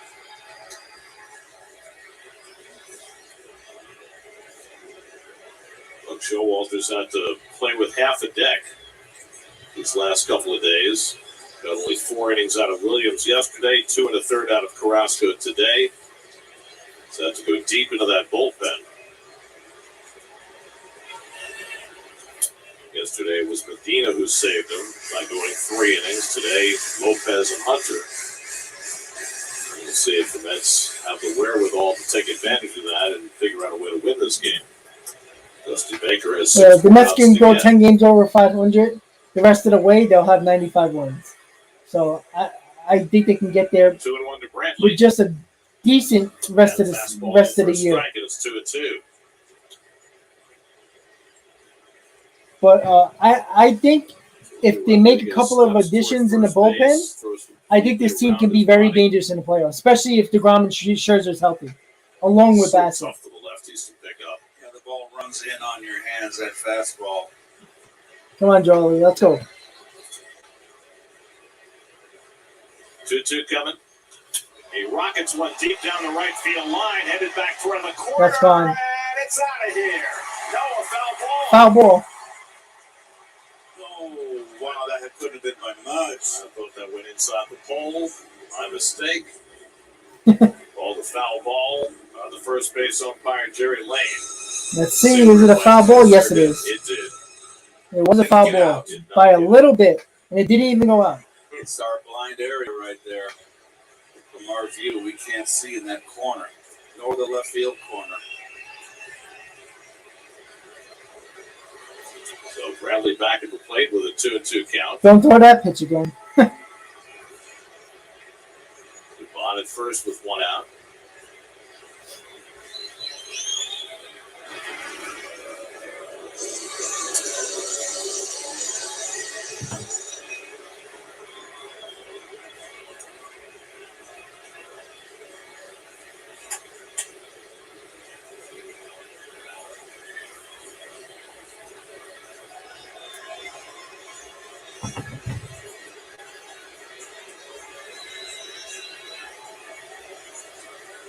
Bradley bounces one foul. Brantley's putting a nice at bat. Stayed on the Lugo baby. They have a name. Yes. Seth and Amanda Lugo are the proud parents of Miles Lugo. Nice. Congratulations. Miles Lugo. Sounds like a big leaguer. 2-2 coming to Brantley. Got him in. Foul ground. Should be an out. Trying to Stay track in, it. stay in, stay in. And he has room to Dom make got the it, yes. catch. A big All right. second out for Joely Rodriguez as he gets One more Bregman big at bat pop to up. go here with Bregman coming up. So 2 out. Here's your all-state pay-up moment. Alex Bregman, first inning. I don't think anybody expected the Mets to be 20 games over 500 at this point. First with back-to-back home runs. I don't think I did. I Astros would have. against Carrasco Maybe at 10 first, games, Bregman maybe. and Alvarez. I would even go as high as 15. More than that, I doubt it. And it's the Astros. But they're surprising this year. 4-0 and then 5-1 lead. All right, one more big out here for Jolie. Let's 2 go. for 3 today, 4 for 6 in this series. And he takes a fastball for a strike from Joely.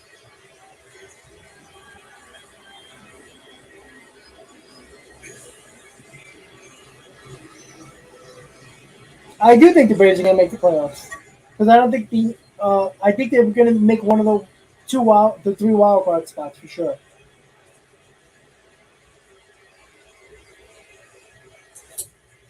The Braves are not a bad team. They're a really good team. I mean, you got to respect the champions. I mean, I still think losing Freeman is going to hurt them in the long run, but they're still not a bad team. They're a very good team. And before the year started, I had the Braves winning the division. 59 against left-handed pitching this year. It's hard to believe. And fastball in for a strike, and it's 0-2. 2 straight fastballs right down. Yeah, because I don't think the Central, the Brewers and the Cardinals, maybe. 1-2 to Bregman. What's gonna be fun to see is how good are the West teams, because you can get 3 teams out of that division making the Led playoffs. off the inning with an infield hit. He's still at first with 2 out. All right, 1-2 count to Bregman. 1-2 coming. Foul back.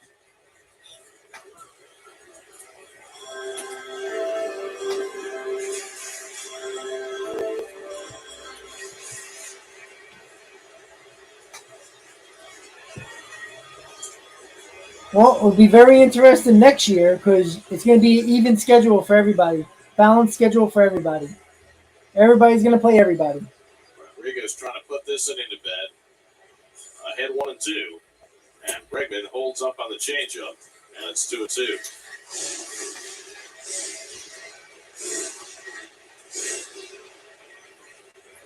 Bregman in 2019 had a season for the ages. Finished second on the MVP balloting. It's been a rough go for him since. Injuries and lack of performance. He's had a big series so far against the Mets. 2-2 coming. And that one skips off his leg. Ow, that hit him. Did it hit him? Yeah, it did. And so the Astros will have 2 men on, and Jordan Alvarez coming up. That definitely hurt. The big guy. That's the last thing in the world that Joely Rodriguez wanted to do, but that ball kept chasing Bregman. He was limping up the first baseline. I think he took it off his knee.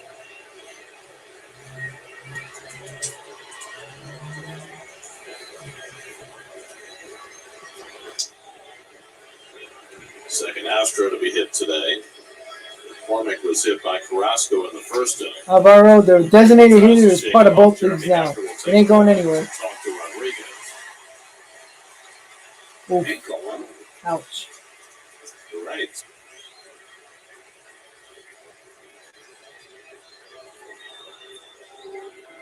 Oh, it got below the guard. So it must have got some bone, huh? Outside of his foot, maybe the ankle bone. In any event, Jeremy Hefner's out talking to Duarte Rodriguez, who's about to face a moment of truth, taking on the raging hot Yordan Alvarez. You wanted to get Bregman out, so you're gonna have to face Alvarez and men on. Now you got 2 men on, 2 off, Alvarez up. I agree, Christian. Those 4 teams are gonna get that third wild card. Because I think 2 teams are coming out of the West in the wild card. So there's one wild card spot left. And now facing the left-hander with a chance to put the hammer down in this game.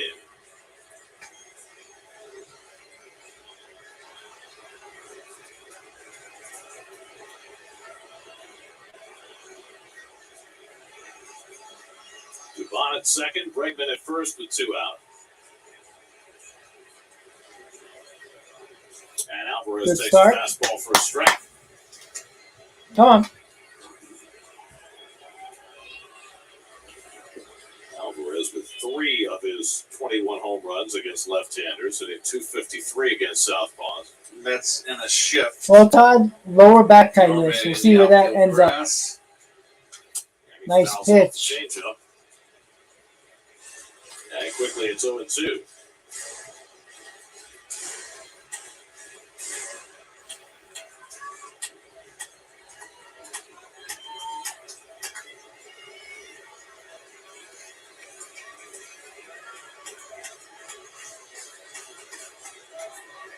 Joely ahead in the count. And Alvarez takes just off the plate, outside. slider, 1-2.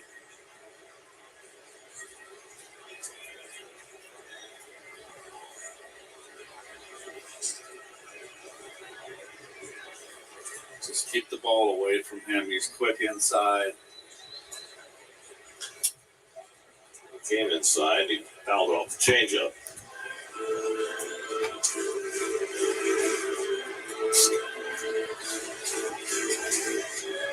Alvarez, just 24 years old, recently signed a 6-year, $115 million contract extension that kicks in next year. And the way he's going, it looks like that might be a bargain.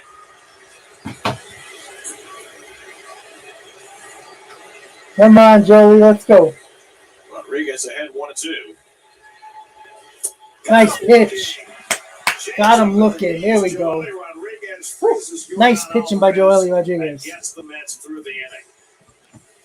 Huge pitch to get Alvarez out right there. Looking.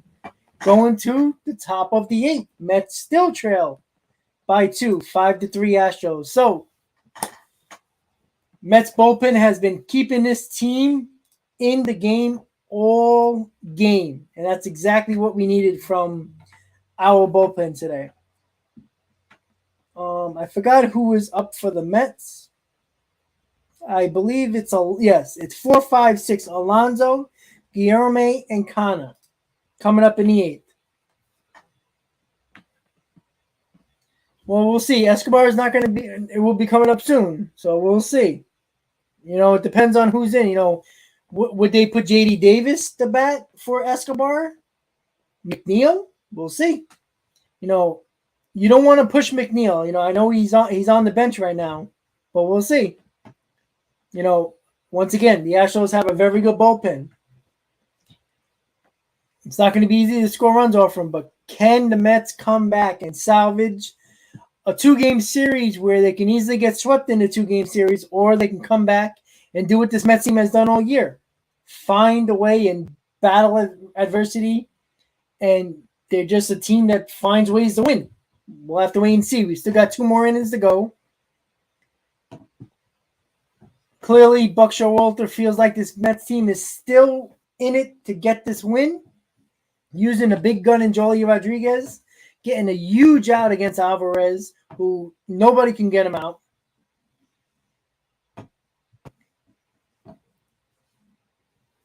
Now you're going to have Drew Smith probably coming in the 8th, depending on what the Mets do here. Probably either way. It's still a 2-run deficit if the Mets don't score here. So definitely Drew Smith is going to be on the table for the 8th inning.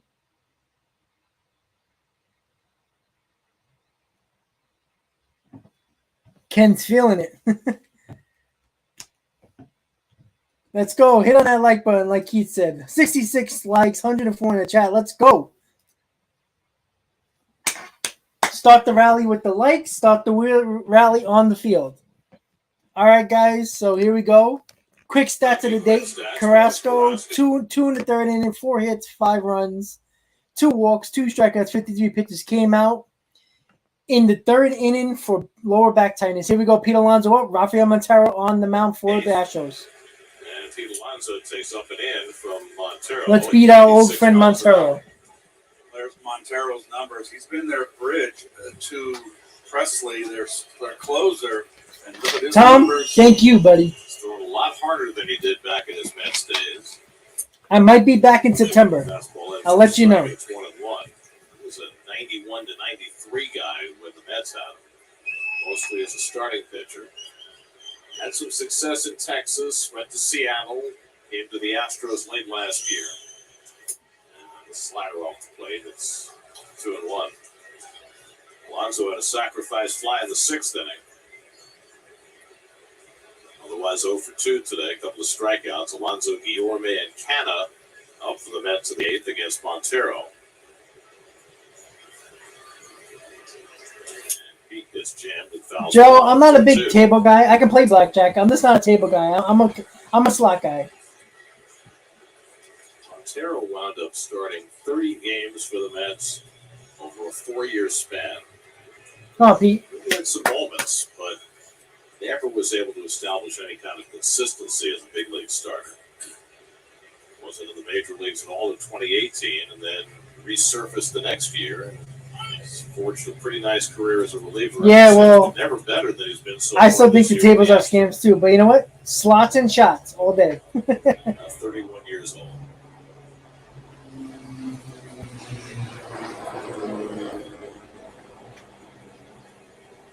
Two coming to Alonso. All right, good night, Pete. Let's go. And it's 3-2. Hey, listen, I came out up $100 coming out of Vegas, so I can't complain. Stranger Things Day at the ballpark.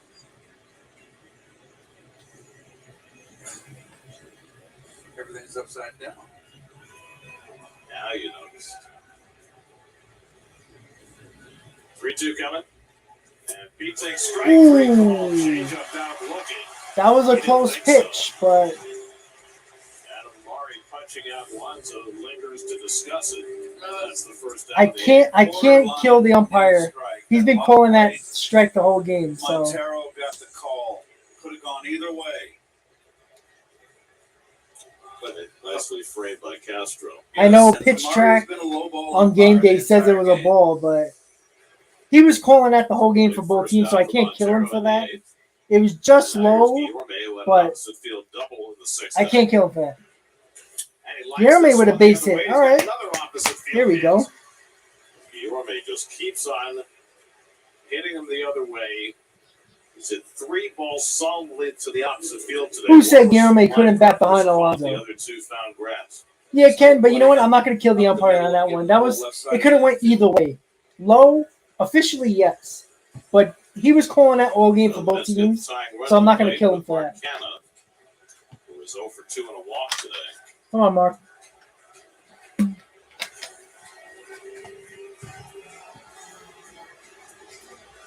Canna has 2 hits and 6 career at-bats against Montero. For a new time on opposite sides of the AL West.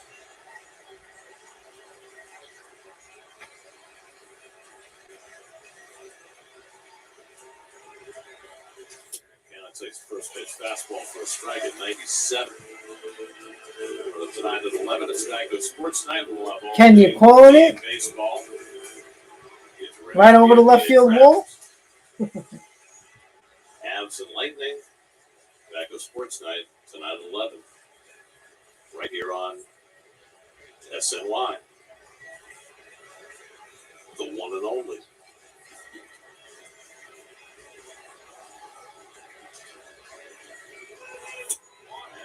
takes Oh, that wasn't a good pitch. 2, and now it's Canna barking at Hamari.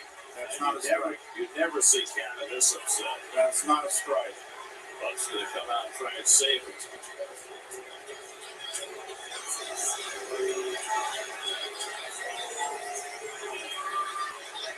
Buck's gonna get thrown out of this game. Nope. That was not a strike. That's one of the few calls. Amari's called a very good game today, very consistent. But he missed that call, and it's at a critical juncture in the game. A critical at bat, critical count.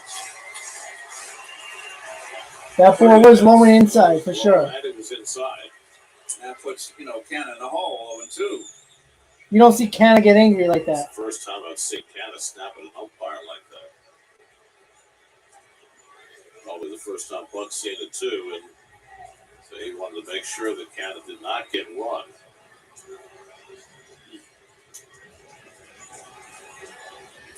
Now Montero off the count 0-2. Guillorme at first and 1 out. And that change up down low. He wasn't going to call that a strike. That was took some guts to take that pitch. Yeah, but if you're Hamari, you have to think twice about calling it, right? That was low. As I said, he's called a very good game, very consistent game. He's a low ball umpire. That ball was just too low. He missed the other call. Bad time for it. Oh, Mark. Montero's given up only 1 home run this year. Jack went over the wall. That will solve it. And Canada takes that one low. Now it's 2-2. Here we go with Canna again. Working the count. Eduardo Escobar. A very frustrating at bat his last time up in the 6th. Now on deck.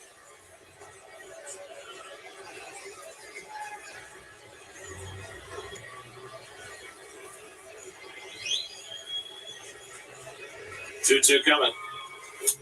There you go, Mark. Stay alive. 98. Thought we'd see Rafael Montero through a 98. I agree, Angel. The umpire has been good all game. That Alonso one could have went either way, but that last pitch by Connor was terrible. That wasn't close.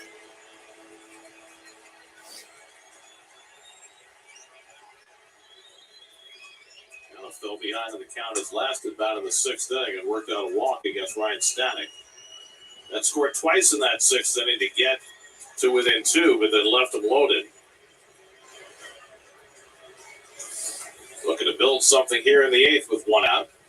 And Canada chops one to short. Dubon gets the out at second on 2-base relay. No chance.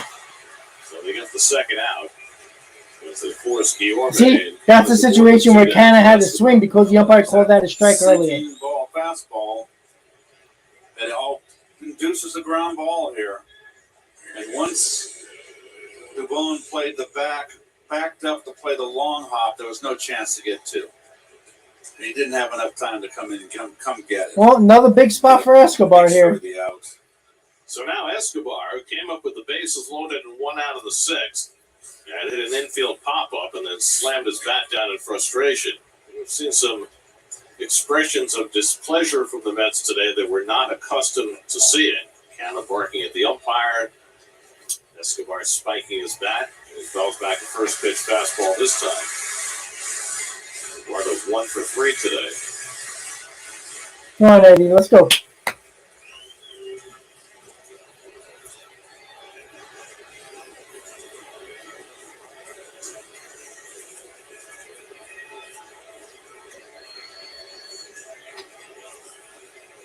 Escobar takes a home run cut and comes up empty, and now it's 0-2.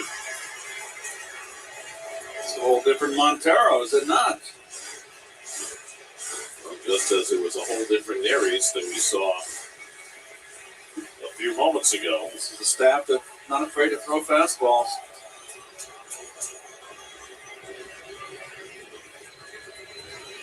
Going to Escobar. And Eduardo goes down on the high fastball. Well, there goes Escobar again. All right, guys, so we're going to the bottom of the 8th. Mets still lead 5-3. A couple of questionable calls by the umpire. Again, I'm not going to kill the umpire on Alonso one because he was calling at most of the game, the majority of the game, so I'm not going to kill him on that one. But that Canna call changed the entire account. That pitch would have been a 2-0 count right there, and it turned out to be 1-1. But yeah, Escobar has been terrible this year, guys. I mean, he looked like he was breaking out of it like during the West Coast trip, but then he's just back to where he was in the early part of the season. Sooner or later, you're gonna have to sit him at some point.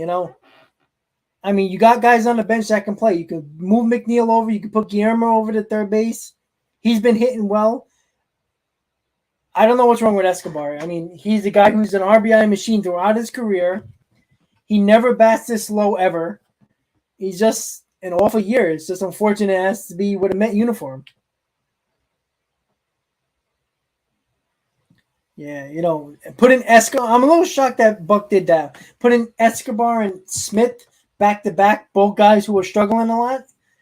Maybe you wanted to split that up with somebody. I don't know, but damn, not looking good.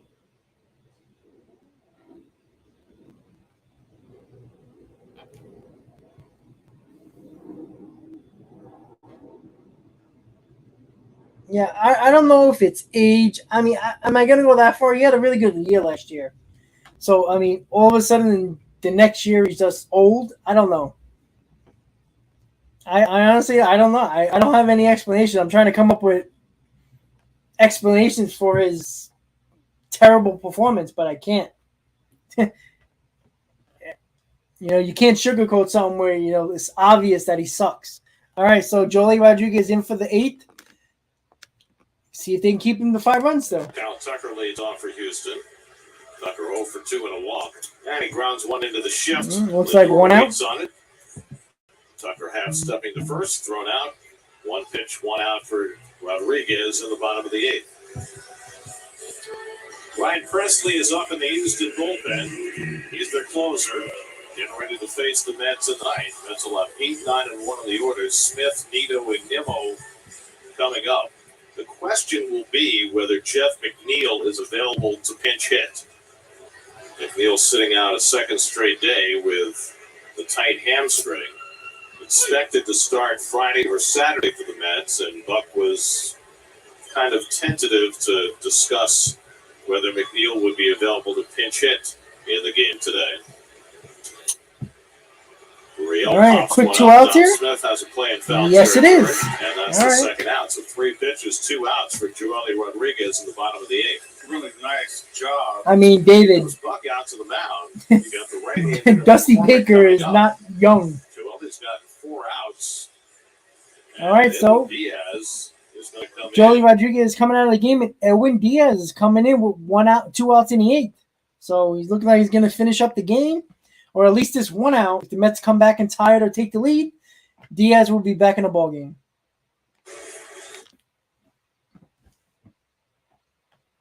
Well, Lane, the Mets can't have a walk-off win when they're not at home. They can take the lead.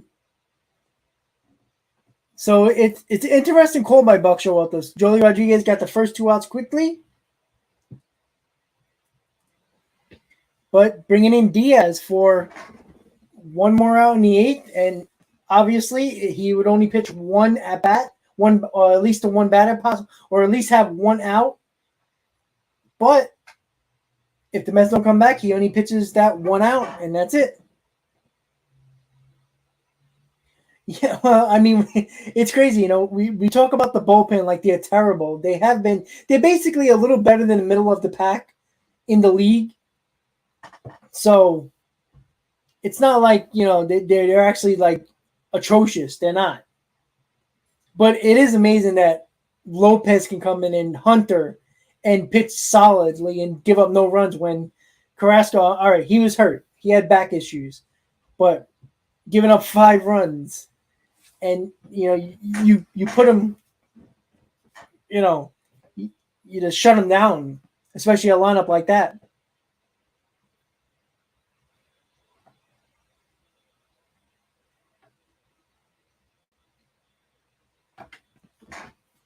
But it is an interesting call for Buck to bring in Diaz with 2 outs in the 8th. We'll see if it works out, But he'll definitely pitch the 9th if the Mets somehow tie the ball game at the very least. No, Ken, I agree with that. The bullpen, certain guys have struggled. But it is funny how ever since Trevor May went down, the bullpen has been better. All right, guys, so bottom of the 8th, 2 outs. Astros up, Diaz in the ball game. 7th. Rodriguez got 2 outs in the 8th, and now Edwin Diaz will be asked to get an out. I'll tell you what a fine job Rodriguez did coming in, putting out that fire. The entire bullpen has been fantastic today. Lopez, Hunter, and Rodriguez combining for 5 1/3 scoreless innings, allowing only 2 hits and no walks, giving the Mets a chance, which they'll have in the 9th against Ryan Presley. First, it's Diaz facing McCormick, who's 0 for 2. And the first pitch slider swung and missed. Last outing for Diaz was on Saturday against the Marlins. Gave up a run in that game, but held on for the save.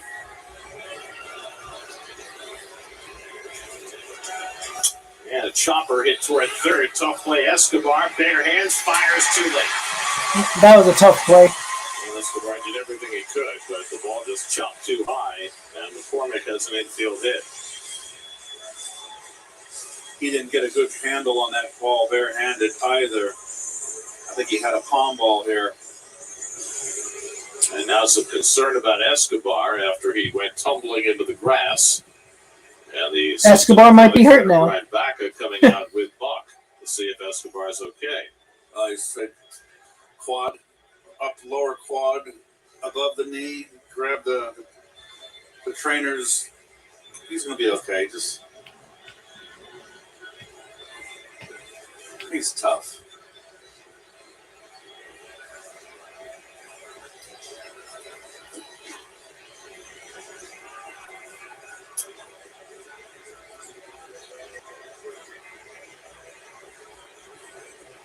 He's staying in the ball game. Convinces the trainer that he's all right, and he will stay in. So Diaz gives up an infield hit despite Escobar's best efforts. And now Diaz will face Jason Castro, who's 0 for 3 today. 2 strikeouts on a liner to center that Nimmo made a diving catch on. We were talking about the sun earlier. The sun beginning to encroach on left and center field, but otherwise not coming into play. Slider to start off Castro, 0-1. See the sun dappling the outfield where Canna and Nimmo are standing. The sun will have no effect on this game. Unless we go extra. Unless Yesterday there were 4 games of at least 11 innings. Really? It's the first time since they put in the free runner rule that there have been as many as 4 games. Well, you know what? He was trying to run after the ball. You could just, take a bad step. I mean, you could be 20 years old and take a bad step and hurt yourself. 0-2 to Castro. Diaz buries the slider, 1-2. Well, here's the play. Yeah, that's basically what he did. He tumbles. He stepped and his knee like jammed up. On the fall, I just think it was. Well, I'm not going to speculate. 1-2, and Castro. All right, strike 3. Swinging at 101 mile an hour. All right, going last licks for the Mets. 5-3 Houston. The Mets will have up Smith, Nito, Nimmo. So let's see. We'll know if McNeil is available. He would probably pinch hit for probably Nito, or maybe even, I don't think Smith, but we'll see.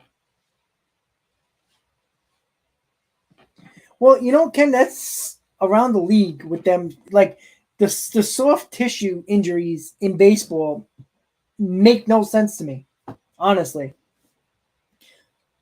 Like, they got, like you said, the best trainers, the best equipment, and they still have soft tissue injuries, which, like, a oblique injury, we didn't hear about that until like for the last like you started to hear a lot of it in over the last 5-6 years. Jack, they play the Marlins. It's crazy. It's all these soft tissue injuries, like hamstrings. Well, technically hamstring is not really it is soft tissue, but like hamstring, oblique, quads. Like it's crazy how many of those injuries. Like I don't know if they're just more aware of those injuries now, because even 15 years ago you didn't hear about all those injuries like that, especially oblique. But I think there's so much money in the game, and there's so much money involved in individual players that they don't want to risk. They don't want the players risking her for long periods of time. I think it's more about the money issue than it is about anything else, honestly, Ken. I don't think there's more of those injuries. I just think they're more likely to take the guys out of games and put them on the injured list just because of money situation. I think that's the reason. I think it's a combination of everything. Well, Dom's already in the lineup, so he's leading off. So I think you would pinch hit if McNeil's available. Pinch hit for Nito. That's what I'm thinking. Especially if you got a man on. If Dominic Smith gets on. So here we go, guys. Top of the night. Presley coming in for the Astros. 8-9-1 for the Mets. Smith, Nito, Nimmo. Just the way we like it. Oh, Ken, I agree. They're soft. Hockey players are a beast. 5-3. All right, guys, here we go. Ryan Presley, 13 for 15 in save opportunities this year. Comes on to try and save it for the Astros. Dom Smith leads off for New York. J.D. Davis on deck to pinch hit. Dom takes a fastball. All right, you already heard it. J.D. Davis pinch hitting for scored a run in the third since then Nito. flied out and struck out. So clearly McNeil is not available Presley began his career because he would be pinch hit for Nito. He became a closer in Houston. We need somebody to get on here. And he hits the outside corner with that fastball, and it's 1-1. Boy, that is just nipping the black. Dom didn't think it was a strike. Both these bullpens have been terrific today. Buck Showalter has gotten more than he could have ever bargained for. 5 2/3 scoreless from his pen. But the Astros pen has been just as good. It's a good breaking ball. Slider in on Smith, and it's 1-2. Jesus.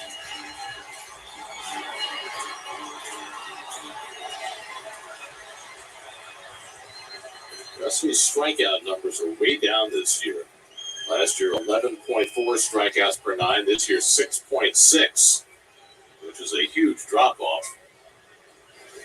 But he's ahead on Dom, 1-2, leading off. And the curveball struck him out.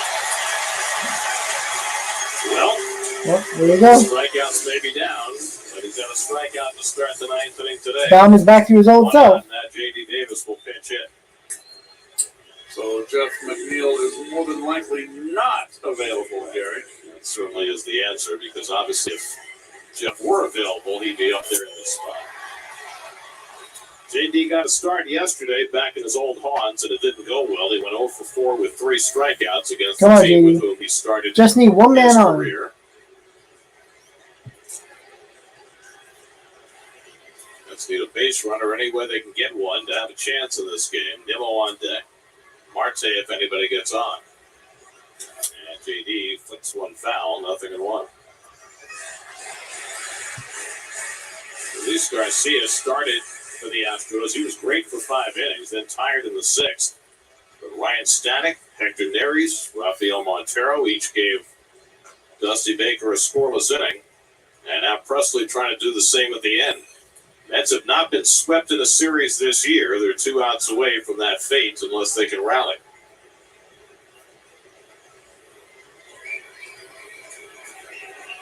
JD flies one foul, and it's 0-2. Mets have only lost 3 series all year. To Seattle, to San Francisco, and to San Diego.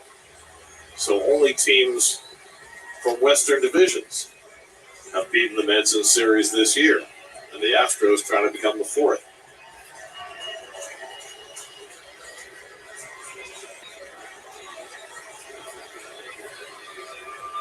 0-2 from Presley to Davis.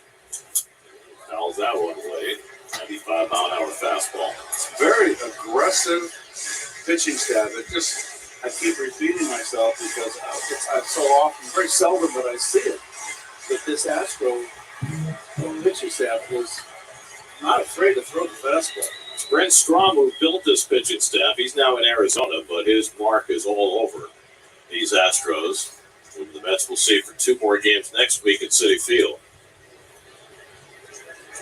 Again, the 0-2, and JD gets curveball and lays Just outside. 1-2. Good layoff. That was a nasty there. It was pitch. a tough one to lay off. Let's see if Presley sees that as protecting the plate. Maybe pop him inside one. I'm not sure. We'll find out. Home run can't beat you. Luka Blast can tie it. 1-2 coming. Good eye. This is the slider. 2 balls, 2 strikes.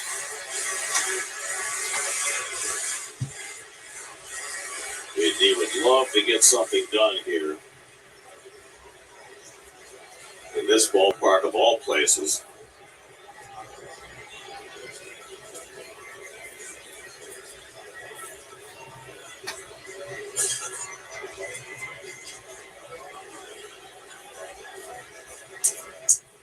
Two coming to Davis.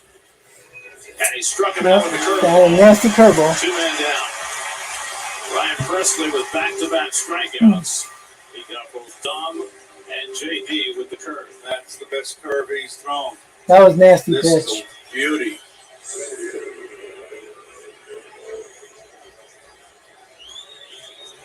And thus the Mets are down to their final out with Brandon Nimmo coming up.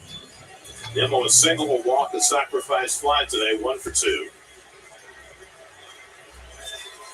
Brandon can keep it going. Starling Marte would be next.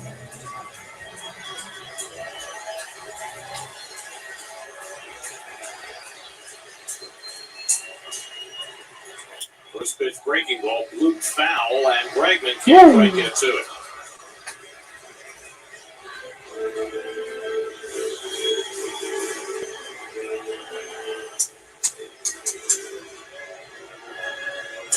Very interesting to Nimmo. Down by 2 runs, would go after a first pitch breaking ball. Yeah, good point. Very much against type for him. Come on, Brandon.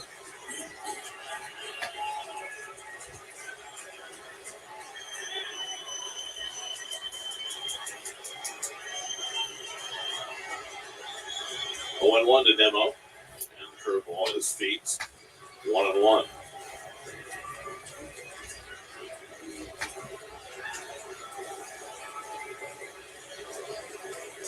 The Astros started the day with a 10-game lead over Texas. The Rangers leading the Phillies 3-2 in the 4th. Mets 5.5 up on the Braves. The Braves play tonight against the Giants, facing Carlos Rodon. 1-1 coming, and a swing and a miss. And now the Mets are down to their final strength. Come on.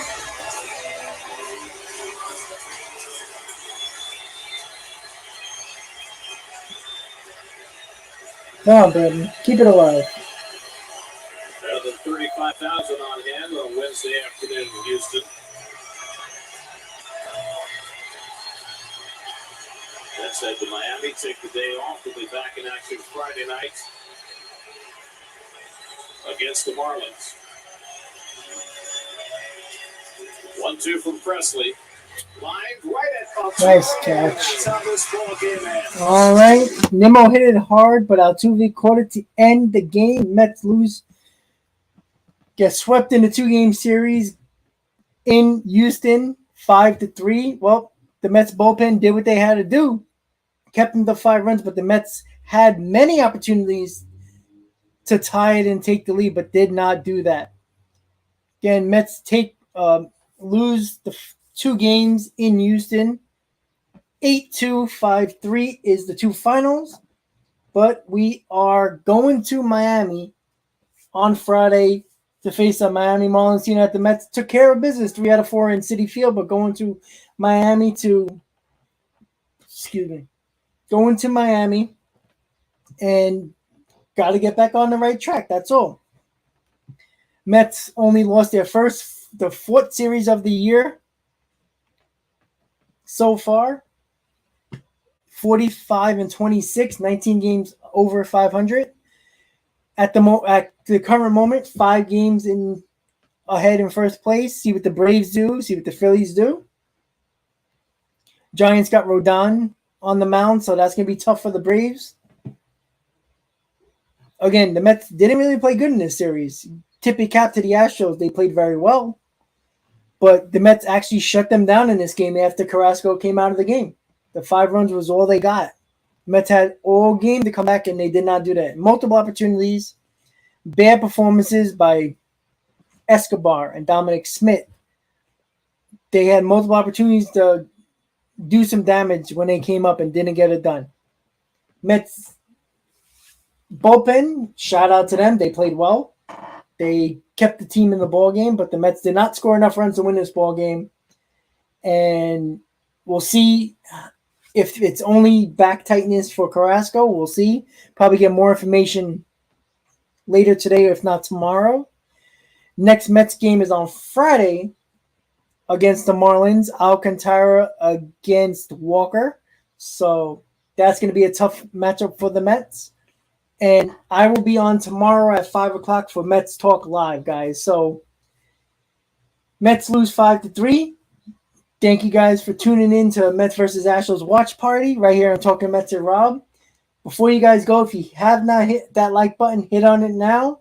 So the replay of this video, a lot of people watch the replay, and when you hit that like button, the more people see it. So once again, guys, Mets lose 5-3, lose the 2 games in Houston, going to fly to Miami today. Have an off day tomorrow, but don't worry, Mets Talk Live tomorrow, 5 o'clock. We're going to talk about the Astros series and the upcoming series against the Marlins. So once again, guys, thank you guys for tuning in. See you guys next time. As always, Mets fans, let's go Mets.